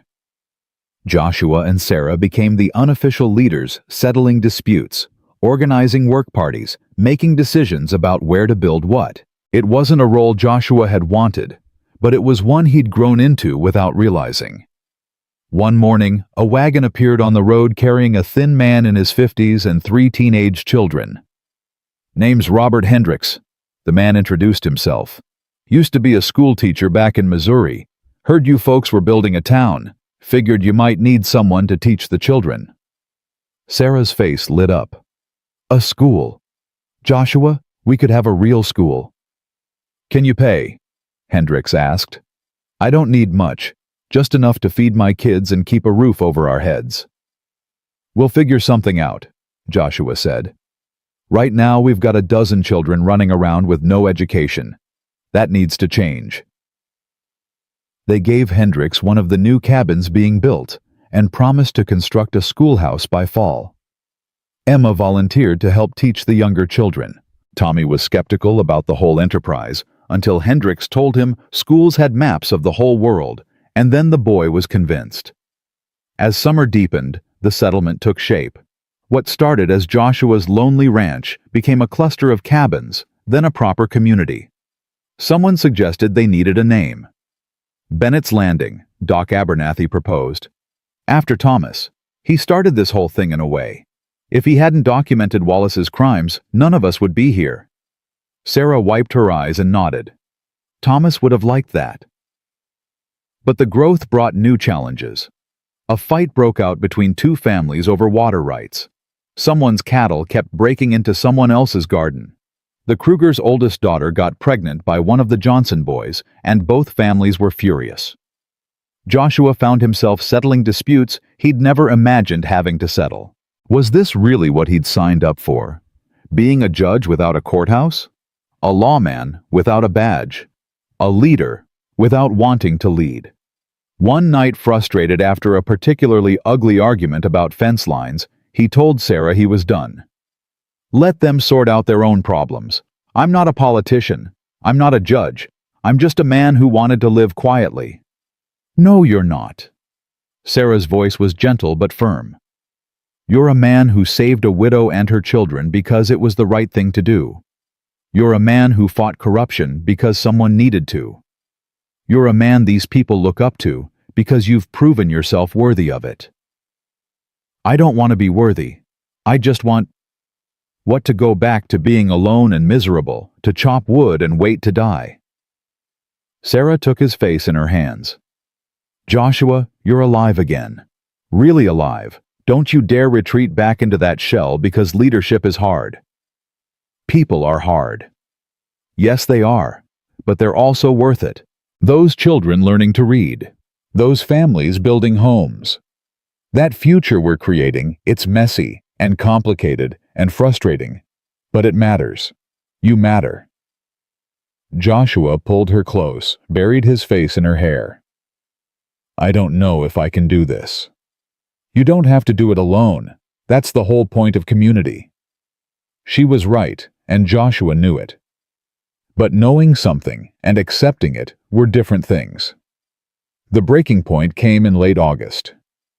A group of newcomers arrived, 5 men and 2 women, led by a man named Garrett, who'd been a bounty hunter before the war. They claimed land on the eastern edge of the settlement and immediately started causing problems. Drunk and disorderly, fighting with neighbors, making crude comments to the women. Joshua warned them twice to settle down or leave. They ignored him. The third time, Garrett showed up at Joshua's door, drunk and belligerent. Who made you king? Garrett sneered. You don't own this land. You don't make the rules. No one's king, Joshua said, keeping his voice level. But we've got rules everyone agreed to. No fighting, no stealing, no threatening families. You've broken all 3. Or what, you'll make us leave? Garrett laughed. You and what army? Behind Joshua, Sarah stepped out with his rifle. Him and this army. The other families had gathered: the Johnsons, the Krugers, the Mendozas, Doc Abernathy, Sheriff Thompson, all armed, all standing together. You've got until morning to pack your things, Thompson said, his voice carrying the authority of his badge. After that, we escort you out, by force if necessary. Garrett looked at the assembled crowd, calculating his odds. Smart enough to know he was beaten, he spat at Joshua's feet and stalked off. They were gone by dawn. After that, something changed in the settlement. People stopped questioning Joshua's authority because they understood it didn't come from him, it came from them. They'd chosen to follow, chosen to support, chosen to build together. By autumn, Bennett's Landing had 40 families. They'd built a proper schoolhouse, a general store run by a widow from Denver, and a smithy operated by an Irish immigrant named O'Brien. Sheriff Thompson had a small office that doubled as a jail, though they'd only used it twice. The territorial governor visited in September, bringing surveyors and official paperwork. He walked through the settlement with Joshua and Sarah nodding approvingly. This is what Montana needs, he said. Not mining camps that disappear when the gold runs out. Real towns, real communities, people invested in the future. We're doing our best, Sarah said. You're doing more than that. You're setting an example. The governor turned to Joshua. I meant what I said in my letter. Montana needs leaders like you. Have you thought about running for territorial legislature? Joshua nearly choked. Absolutely not. Why not? Because I'm a rancher who can barely read legal documents. I've got no business in government. You've got integrity and courage. That's rarer than education. The governor smiled. Think about it. The territory's changing. We need people who'll fight for settlers, not just mining interests and railroads. After the governor left, Joshua turned to Sarah. Please tell me you're not going to encourage this. I think you'd be good at it. Sarah, I'm not saying you have to, but I'm also not saying you shouldn't. She took his hand. Joshua, a year ago you were alone in a cabin waiting to die. Look at what you've built. Look at what we've built. Maybe the governor's right. Maybe you could do the same thing on a bigger scale. Or maybe I could just focus on being a good husband and father and let someone else save the territory. Sarah laughed. That's a fair point. They compromised. Joshua agreed to consider it, but not decide until after winter. If Bennett's Landing survived its first brutal Montana winter, if the community held together when things got hard, then maybe he'd think about a bigger role. Winter came early and harsh. Snow fell in October and didn't stop until March. They lost 2 families who couldn't handle the isolation and cold, but the others pulled together, sharing food, fuel, and warmth. The schoolhouse became a gathering place where people told stories and sang songs and remembered they weren't alone. Tommy's breathing stayed strong through the winter. The medicine from Denver had arrived in November, and Doc Abernathy administered it faithfully. The boy still wheezed on bad days, but nothing like before. Emma turned 13 and started helping Hendrix teach the younger children. She had a gift for it, patient and clear in her explanations. Sarah watched her daughter bloom with pride, so fierce it hurt. On a February night, when the snow was too deep to travel and the wind howled like wolves, Sarah went into labor. Joshua had delivered calves and foals, but never a human baby. He was terrified. Doc Abernathy was snowed in at the Kruger place 2 miles away and unreachable in the storm. "You can do this," Sarah told him between contractions. "Joshua, look at me. You can do this." "I don't know what I'm doing?" "Neither do I. It's my first time giving birth." Sarah managed a pained laugh. "We'll figure it out together." Emma boiled water. Tommy stayed out of the way but kept watch at the window, as if willing Doc Abernathy to appear through the storm. Joshua held Sarah's hand and tried to remember everything his mother had told him about birthing back when he was a boy on a farm in Ohio. The labor lasted 8 hours. Just before dawn, when Joshua was certain something had gone terribly wrong, Sarah gave one final push, and a baby's cry filled the cabin. A girl. Small but healthy, with Sarah's dark hair and lungs that worked perfectly. Joshua wrapped her in a clean blanket, his hands shaking so badly he could barely tie the knot. When he placed the baby in Sarah's arms, he saw tears streaming down her face. "She's perfect," Sarah whispered. "Joshua, she's perfect." Emma and Tommy crowded close, staring at their new sister with wonder. The baby yawned, opened her eyes, and seemed to look directly at Joshua. Something in his chest cracked open, something that had been frozen since he'd buried his son 3 years ago. He was a father again. Not a replacement for what he'd lost, but something new and precious and terrifying. "What should we name her?" Sarah asked. Joshua thought of his wife dead these 3 years. Thought of how she'd wanted a daughter, had picked out names before she got sick. Grace. She'd wanted to name a daughter Grace. "Grace," he said softly. "If that's all right with you." Sarah smiled through her tears. "Grace Bennett Miller. It's perfect." Doc Abernathy arrived 2 hours later, breaking through the snowdrifts, and found them all asleep. Sarah with the baby on her chest, Joshua slumped in a chair beside them, Emma and Tommy curled on the floor nearby. "Well," Doc said to no one in particular, "looks like you managed fine without me." Spring came eventually, as it always did. The snow melted, the creeks ran high, and green returned to the world. Bennett's Landing had survived its first winter, and something about that survival had forged the settlement into a real community. More families arrived with the thaw. A carpenter from Pennsylvania, a doctor who'd lost his practice to debt back east, a preacher who'd been traveling through and decided to stay. The settlement was becoming a real town. In April, a delegation from Helena arrived with an offer. Montana Territory was preparing for statehood. They needed representatives who understood frontier life, who could speak for settlers instead of just mining interests. They wanted Joshua Miller to run for the territorial legislature. Joshua stood on his porch, Grace asleep against his shoulder, and looked at the town he'd helped build. At the school where Emma taught. At the houses where families lived without fear. At Sarah tending her garden with Tommy's help. "What do you think?" he asked Sarah later that night. "I think you'll do whatever's right. You always do." "That's not an answer." "Yes, it is." Sarah took Grace, began nursing her. "Joshua, I can't tell you whether to do this. It has to be your choice. But I will say this. You've already changed so many lives. Imagine what you could do with an official voice. A vote. Real power to make things better. Or I could fail. Could compromise too much. Could become another politician who forgets where he came from." "You won't. You're not built that way." Sarah looked up at him.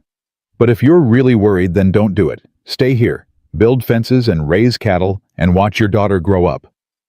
That's not a small thing, Joshua. That's everything. He thought about it for days, prayed about it, though he wasn't sure he believed in prayer anymore. Talked to Doc Abernathy and Sheriff Thompson and the other families.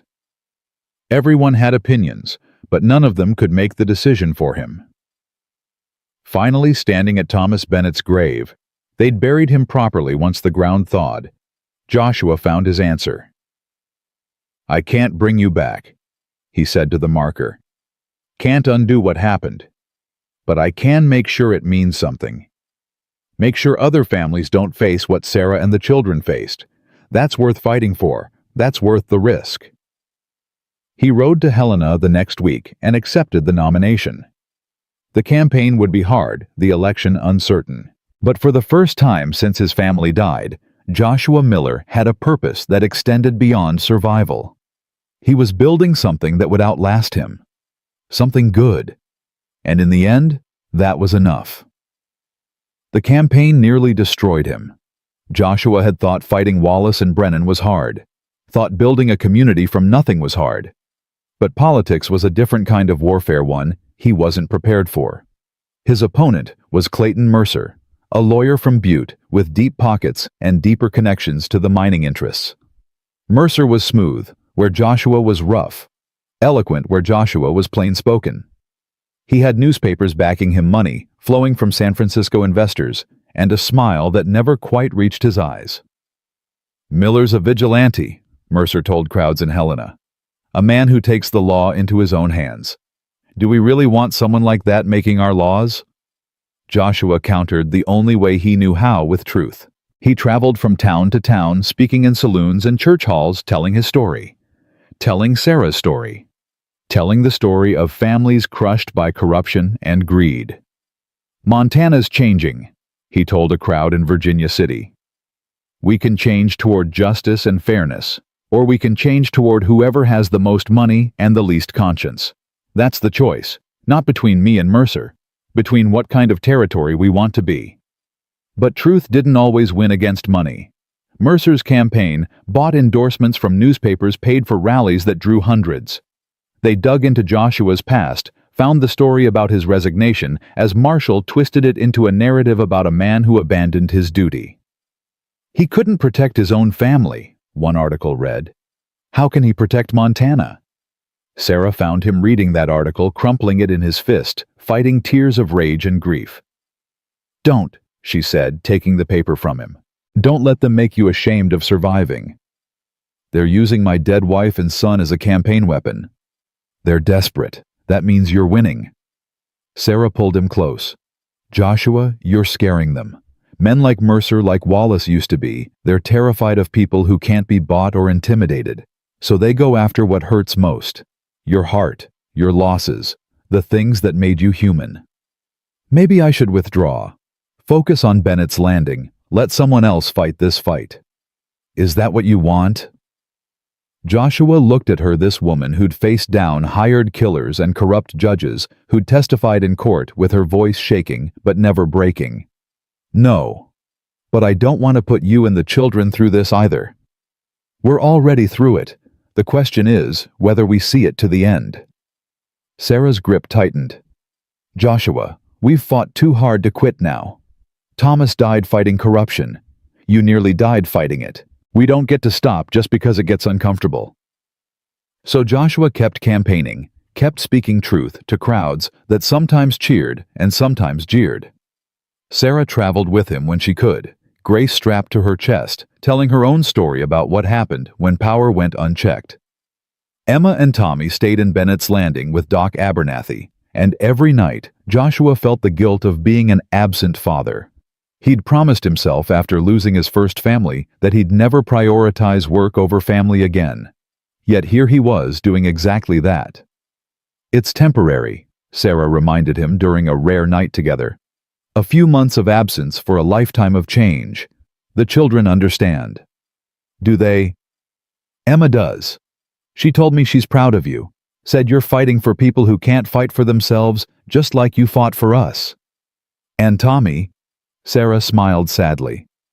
"Tommy misses you, But he also drew a picture of you standing in front of a big building labeled Territory House. He knows what you're doing matters. The election was set for November. By October, the campaign had become brutal. Mercer's people spread rumors that Joshua was secretly working for competing mining interests, that he'd taken bribes, that his marriage to Sarah was a scandal because they'd been living together before they wed. She was a widow and he was unmarried. One newspaper editorial sneered, "Living together alone in the wilderness. One wonders what really transpired before their hasty marriage." That one sent Sarah into a cold fury Joshua had never seen before.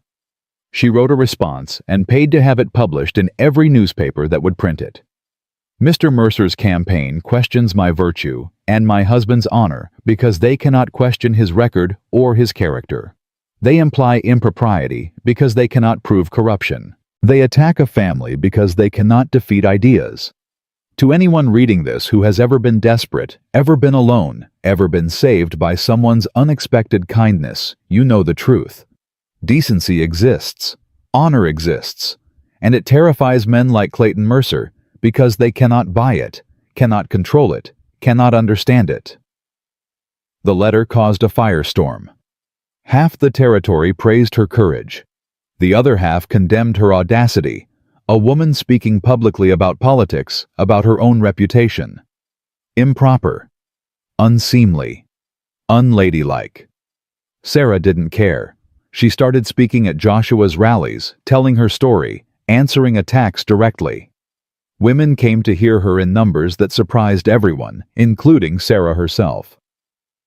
"We don't have the vote," one woman told Sarah after a speech.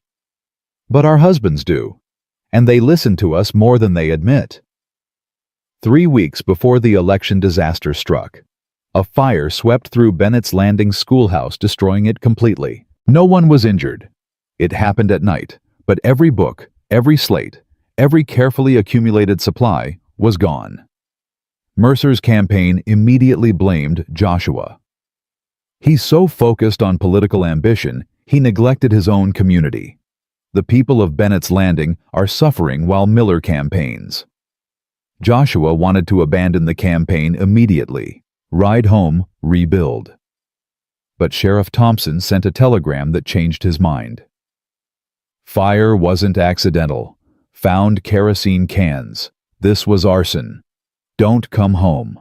That's what they want you, distracted, discouraged, defeated. We'll rebuild. You finish what you started." The next day, donations started arriving in Bennett's Landing. Lumber from sympathetic merchants. Books from teachers across the territory. Money from families who'd heard Sarah's story and wanted to help. Within a week, they had enough supplies to rebuild twice over. "Your opponents meant to destroy your community," Doc Abernathy wrote in a letter. "Instead, they unified the entire territory behind it. Even people who don't support your politics are supporting the rebuild. They picked the wrong target." The final debate was held in Helena a week before the election. 200 people crowded into the territorial hall. Mercer arrived in an expensive suit with an entourage of advisors. Joshua arrived alone, wearing his one good shirt and the same coat he'd worn the day he saved Sarah. The moderator asked about economic policy, land rights, territorial expansion. Mercer gave polished answers full of statistics and legal precedents. Joshua spoke simply about families trying to build futures, about protecting settlers from the kind of corruption that had nearly destroyed Bennett's Landing. Then Mercer made his mistake. "My opponent speaks eloquently about justice," Mercer said, his voice dripping with condescension. "But let's examine his record. He's a failed marshal who couldn't protect his own family, a vigilante who takes the law into his own hands, a man living on charity and other people's sympathy. Is this really who we want representing Montana Territory?" The room went silent. Joshua stood slowly, and something in his face made Mercer take a step back. "You're right," Joshua said quietly. "I failed to protect my family. My wife and son died while I was chasing outlaws who didn't matter. I've lived with that failure every day for 4 years. It hollowed me out, made me wish I'd died with them." He paused, let the words settle. "Then I heard a woman and her children being threatened. I could have ignored it, should have probably. It wasn't my business.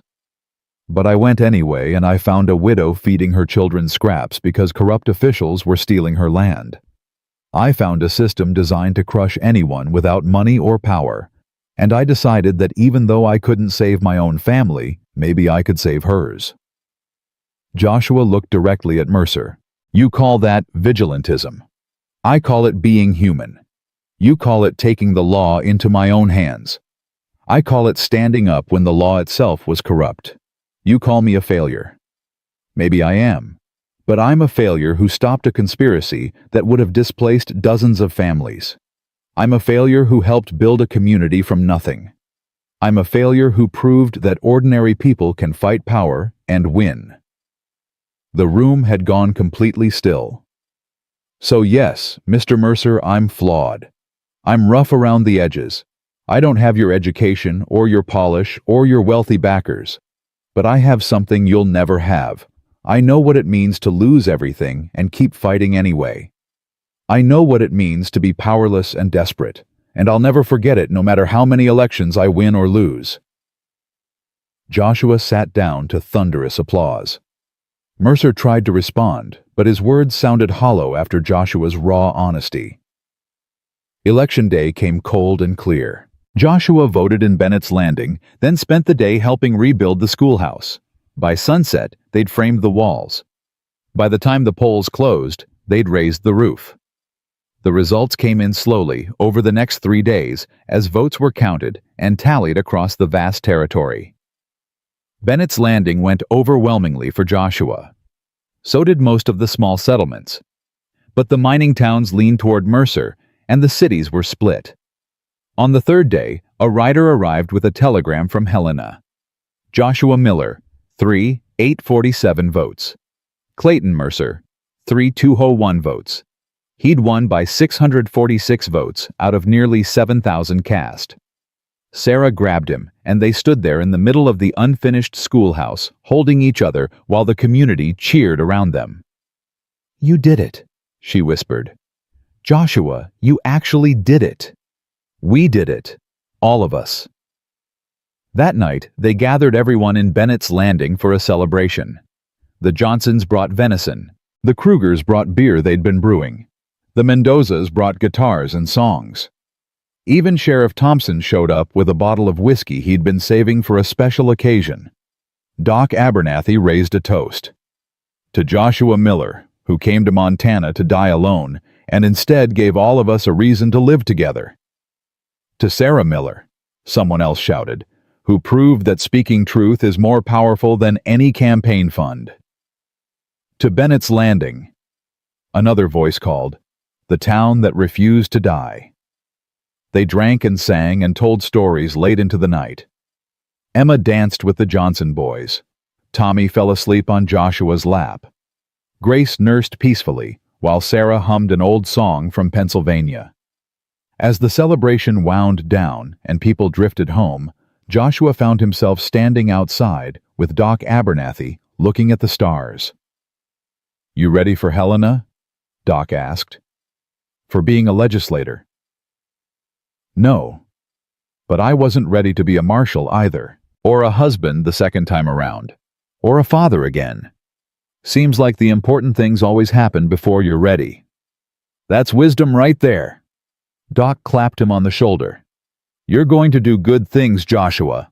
Change things that need changing. Fight fights that need fighting. Or I'll compromise too much and accomplish nothing. Possible, but I doubt it. You're too stubborn to quit and too honest to sell out. That's a rare combination." Inside the cabin, Sarah was putting the children to bed. Joshua watched through the window. His wife, his daughter, his stepchildren, who'd become his own.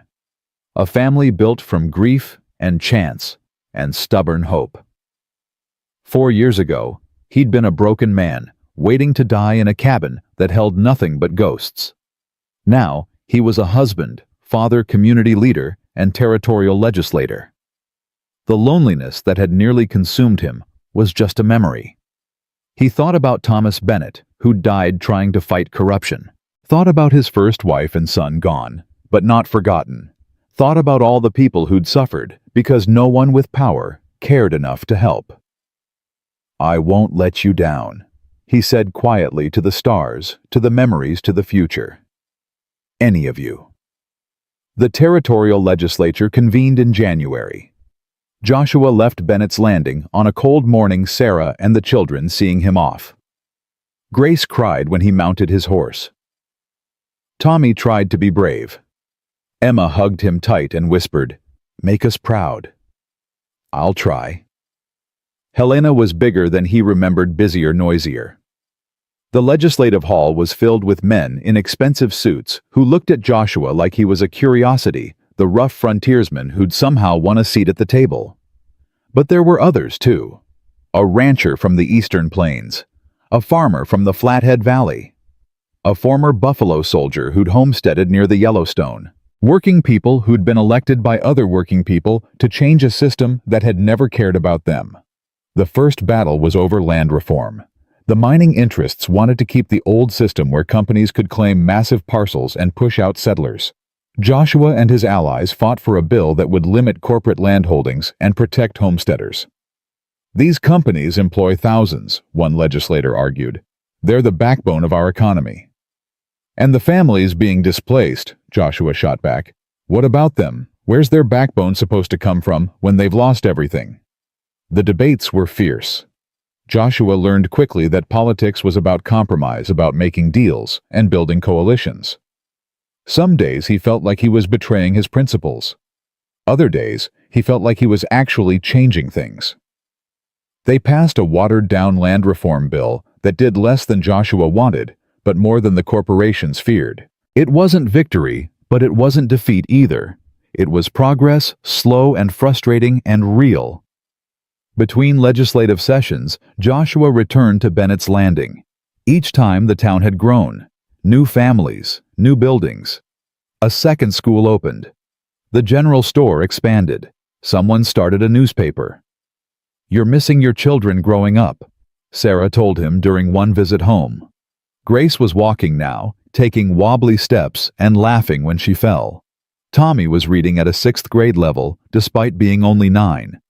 Emma had started courting one of the Johnson boys, though she denied it vehemently. "I know," Joshua said, the guilt sharp as always. "Maybe I should resign, focus on family. Maybe you should stop second-guessing yourself." Sarah's tone was gentle but firm. "Joshua, you're doing important work. The children understand that.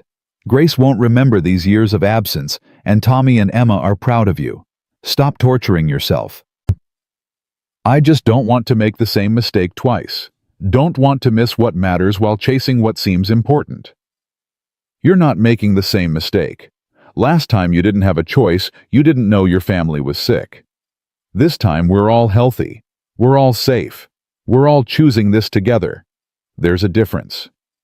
Over the next 3 years, Joshua and his coalition passed bills protecting workers' rights, establishing public education funding, and creating territorial parks. They fought off attempts to privatize water rights and beat back legislation that would have let railroads seize land without fair compensation. Mercer ran against him in the next election. Lost by a wider margin. Bennett's Landing became a model for sustainable settlement. Other communities copied their shared resource system, their community decision-making, their focus on education and mutual support. Newspapers across the country wrote articles about the Montana town built on justice. When Montana achieved statehood in 1889, Joshua was offered a seat in the new state legislature. He declined. "I've done what I can here," he told the governor. "Time to go home. Time to be a father and husband and rancher. Time to let someone else carry the fight." He returned to Bennett's Landing in the spring, when the mountains were green and the creeks ran high with snowmelt. Sarah met him at the edge of town with Grace on her hip and tears in her eyes. "Welcome home," she said. "For good this time." That summer, they held a dedication ceremony for the new community hall. 50 families came, some original settlers, others who'd arrived in the waves that followed. They named it the Thomas Bennett Memorial Hall. Thomas started this, Sarah said during her speech, not by planning to, but by refusing to accept injustice, by documenting corruption even when it cost him everything, by believing that truth mattered more than safety. This building stands because he wouldn't kneel, because Joshua wouldn't walk away, because all of us decided that building something good was worth the fight. She unveiled a plaque on the wall. It read, "Built on the principle that ordinary people standing together can defeat any injustice. May those who gather here never forget what was sacrificed to create this place, and may they always have the courage to fight for what's right." That night, Joshua sat on his porch with Sarah, watching the sun set over mountains that had witnessed everything. Grace played at their feet. Emma and the Johnson boy sat together on the fence, trying to look casual. Tommy read a book occasionally, looking up to ask Joshua about complicated words. "Do you ever regret it?" Sarah asked. "Everything that happened, the fighting, the pain, the years of struggle."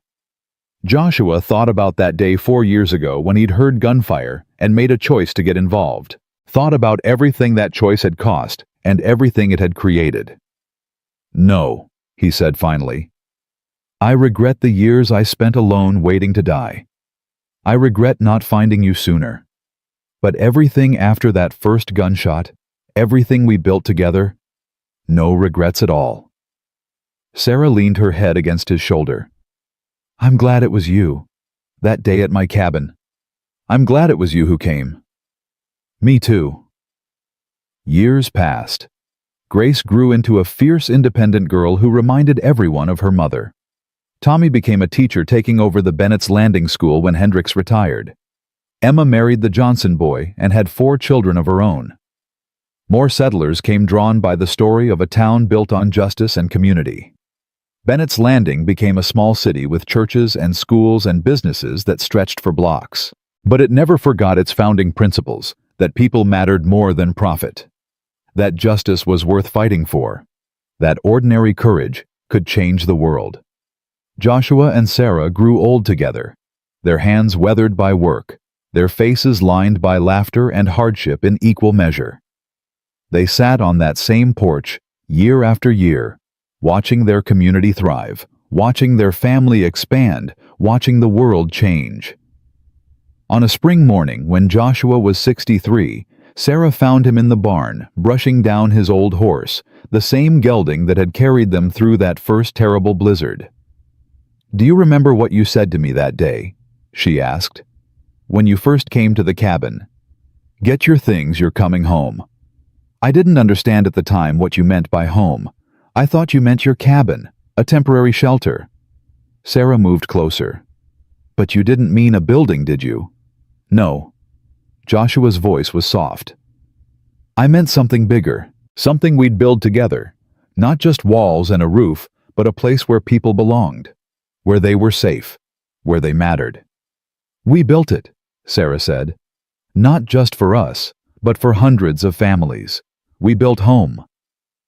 Joshua pulled her close, this woman who'd changed his life by needing his help. "Couldn't have done it without you." "Yes, you could have, but I'm glad you didn't have to." They stood together in the warm barn, surrounded by the sounds of a living, breathing community they'd created from nothing but stubbornness and hope. Outside, children played in streets where once there'd been only wilderness. Families laughed in homes where once there'd been only survival. Justice lived where once corruption had ruled. Joshua Miller had come to Montana to die alone. Instead, he'd learned to live again, had built a family, a community, a legacy, had proven that one person's decision to care, to act, to fight could change everything. The promised land wasn't a place you found. It was people you fought beside and the home you built after the storm. And in the end, that was more than enough. It was everything.